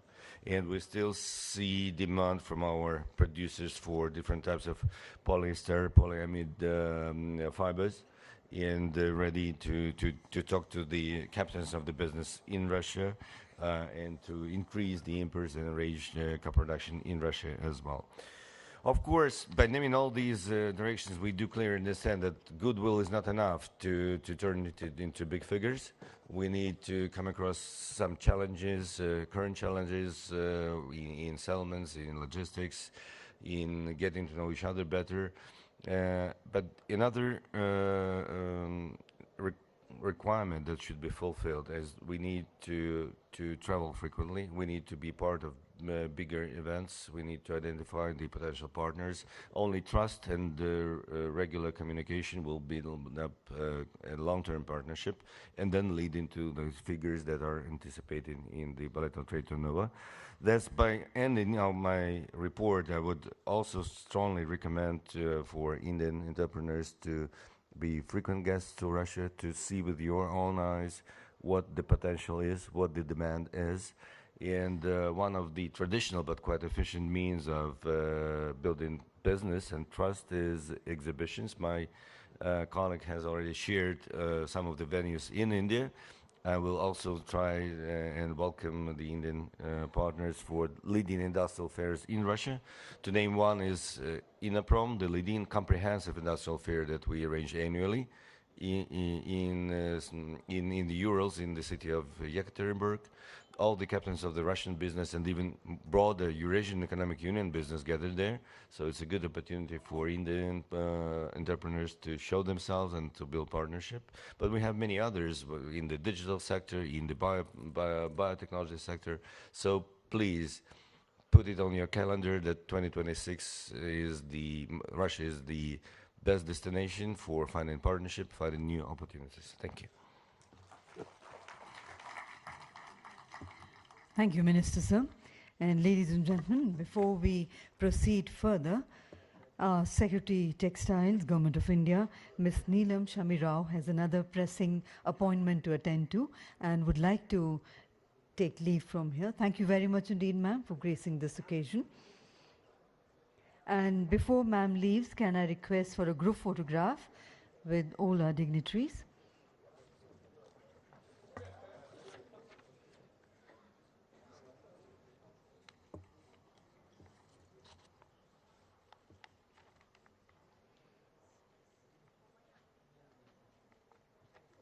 Thank you.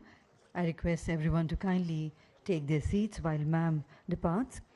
So, ladies and gentlemen, we now move to a series of comments from distinguished leaders representing some of Russia's most prominent industrial sectors. Their perspectives will further illuminate opportunities for deeper collaborations and technological partnerships between our two nations. To begin, we invite Mr. Kirill Lipa, General Director of Transmash Holding, to deliver his remarks.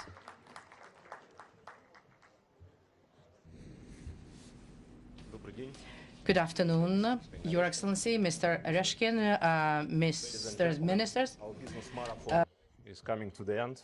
So first of all, hallelujah to everybody who is still with us, strong enough. Thank you very much. India is a great country, and more than that, India is a great civilization because it found a very unique source of export. Not common goods, not just service. You export leadership, which is quite unusual in today's world. What we see good leaders in the different business sectors all across the world, and we can witness some of them today on this scene. Our company, which is TMH, is among top 5 global rolling stock producers. So we do transportation mostly in Russia, but in some other countries as well. So with India, we have long experience of cooperation. We import certain goods and components from India. All our products where we use steel, we do with the usage of steel imported from India also. Where we see the opportunities. So first of all, we see the possibility to increase the trade via unification of the component base. So if we do combine the supply chain we use for Russia and for India, because in India we carry out one of the largest projects in the railway sector, specifically Vande Bharat train. So if we combine our supply chain and purchase the components and goods for both Russia and India, for the next decades, we can significantly increase the industrial platform, which we can use both for India and for Russia needs. The second area of cooperation might be resource and development, as it was mentioned already. So we understand that altogether we can invent some new products which are not yet exist in Russia, neither in India. So developing these products, we can use it for our needs, but as well we can export it to the third countries. And the third opportunity is to export from India. So today we understand that India has quite large penetration to the different countries via your industrial cooperation connections and links, and via your community, which exists in different countries in Africa, for example. So it means that we can export from India into these countries the products which we can develop once again through the joint process of cooperation. Thank you very much.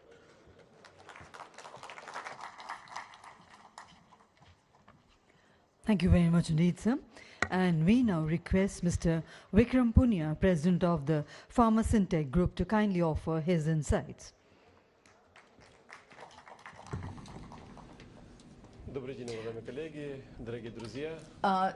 Hi, dear colleagues, dear friends. I am the representatives of the pharmaceutical industry, and of course would like to say a couple of words about possible ways of cooperation of Indian and Russian pharma.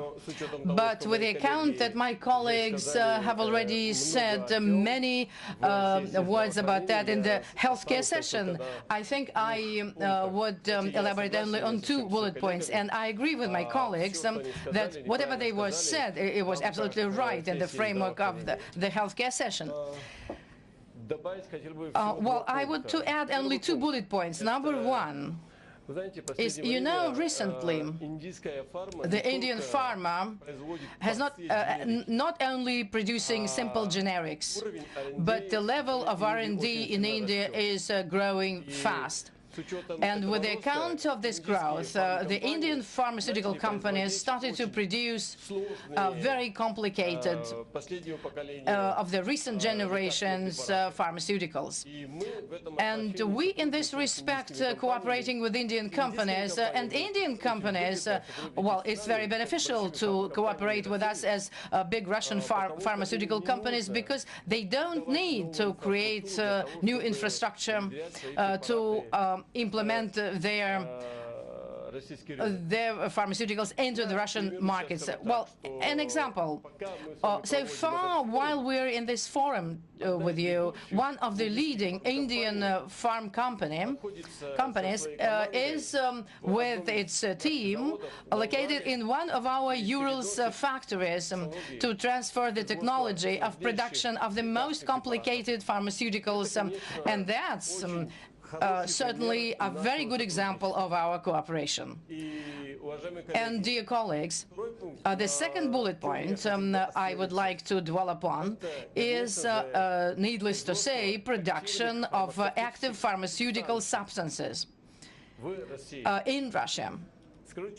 To be quite candid, I would say that Russian farm companies lack competences and lack staff and personnel in farm substances production. And vice versa, the Indian farm companies have great competences in the area. 3 to 4 decades they've been producing and in developing farm substances. This could be a very good subject of cooperations between the farm industries of the two countries. We, of course, are going ahead in this direction, and tomorrow we are going to sign one of the major, with one of the major Indian companies, an agreement to set up a joint venture in the Kaluga region, which is not far from Moscow. And we are going to invest jointly with the Indian company a little bit more than $30 million. And we will start working as of next year. And this, of course, is a very vivid and very good example of cooperation of Indian and Russian industries, and I mean at least in the context of pharmaceuticals. So that is why, dear colleagues, now we do have this opportunity. Russia needs farm substances. India does have the technologies and capabilities. India can provide it. And certainly, and so that's high time. That's a very good time to cooperate in this direction. Certainly, there are other areas for cooperation, but I think that production and development of farm substances jointly is the biggest necessity and need for today. So, colleagues, of course, there are a very big number of other areas on substances, and I will be very happy to talk specifically about cooperation and localization with you and production of farm substances in the Russian Federation. Thank you very much. Thank you, sir. Ladies and gentlemen, now to share his remarks, we invite Mr. Renat Mistahov, General Director, AK Bars Shipbuilding Corporation.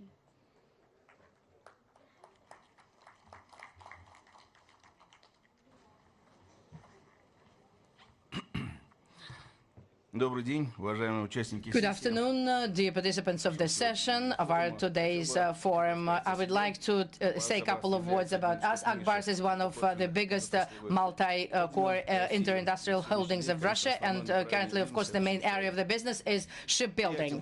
The company has more than 20 companies that operate in different areas I'm going to talk about. One of the leading is our corporation, Zelenodolsky Shipbuilding Company, is one of the biggest companies operating more than 130 years, and this year exactly they will have an anniversary. The main area of is design, maintenance, machine building, and metallurgy. All those things present well operating technology, but of course it requires interaction and further development.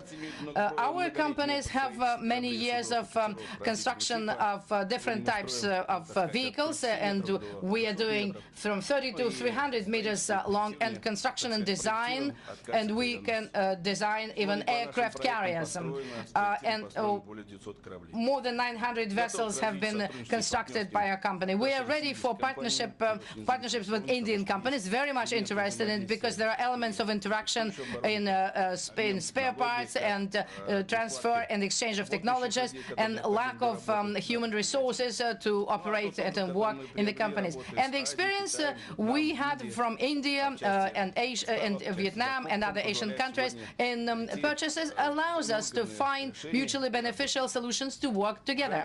So, dear participants of the forum, on my part, I invite you to visit our company in Tatarstan, Republic of Russian Federation, for you to see with your eyes as to what we're doing, what we're developing. But to interact today, to work here in India already, I would like to focus our attention that in our rep office of trade, rep office of Russian Federation, we have our representative from Tatarstan, who also can streamline relations and become a bridge of interaction. Also, we have the government of Republic of Tatarstan, with whom we also could discuss some other areas of development. Thank you very much for attention.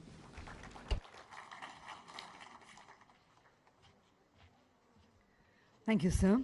And now, ladies and gentlemen, we welcome Mr. Vadim Badeka, General Director of the United Aircraft Corporation, to share his view.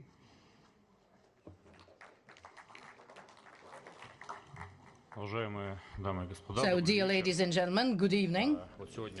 Well, today the video that was shown at the beginning of our event, I think besides tea, well, it lacked aircrafts, because cooperation between India and Russia in aviation and aircraft construction has more than 600 years. And it's an example of a genuine, profound technological partnership. And we, together with the Indian industry, managed to organize production of modern combat jets, Sukhoi and MiG. Today, our cooperation is coming to a new level, because we jointly with the Corporation of HAO are working at the project of organization and production in India of civil passenger Sukhoi Superjet.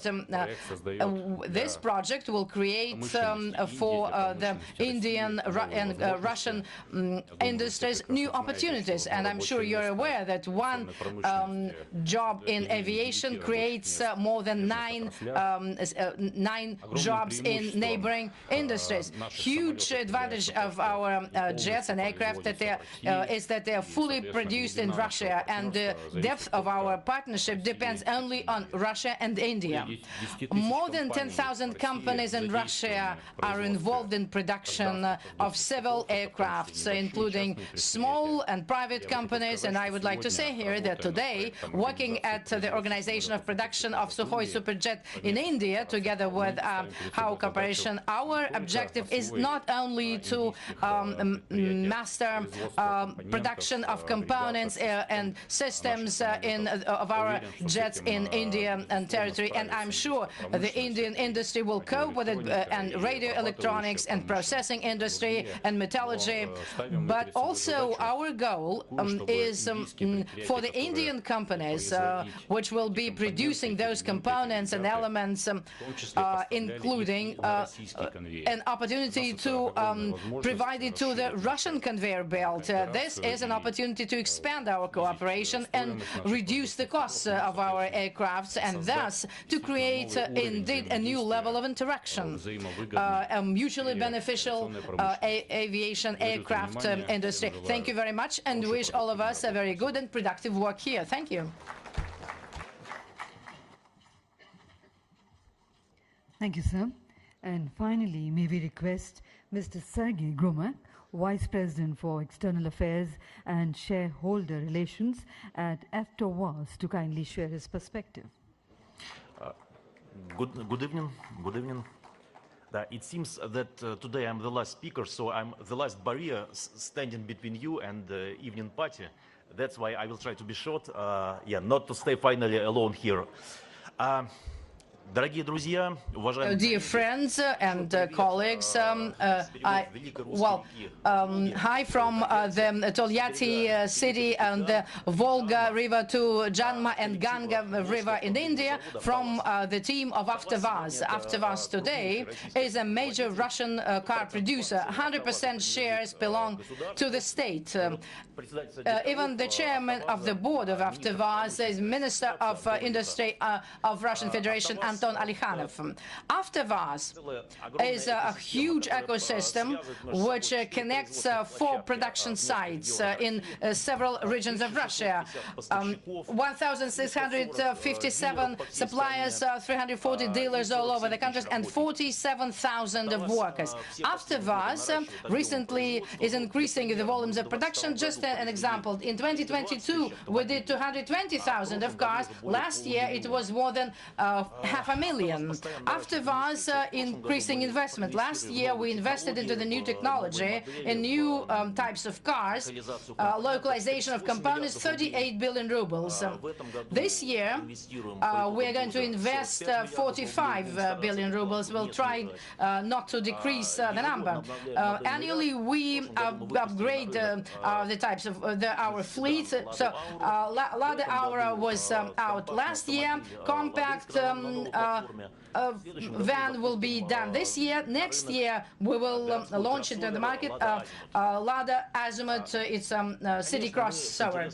We are very interested in India and Indian car industry. Well, India in general is a country of ancient history and the technology of the future. So that is why, speaking as to what we as potential buyers would be interested in from Indian suppliers, I would mention industrial robots because we have 1,300 robots, but we are going to increase, and so we are very much interested in them. 3D printers. India has made a breakthrough in this field. Number 3, it's stamp and press forms. So those are the things we're very much interested in. The only thing I would like to say is that we'd be interested not only in buying components and equipment from India, but it would be great if Indian suppliers would come down to Russia to localize. Trust me, we have very comfortable conditions for the business. In Tolyatti, just across our company, we have a successfully operating special free economic zone providing tax and other benefits. That's why, addressing the organizers of the forum, I would call it not sell to Russia, but come to Russia, produce in Russia, and sell in Russia. So that might be a better name. So, speaking about our interest towards India, this is also cooperation with India engineering companies.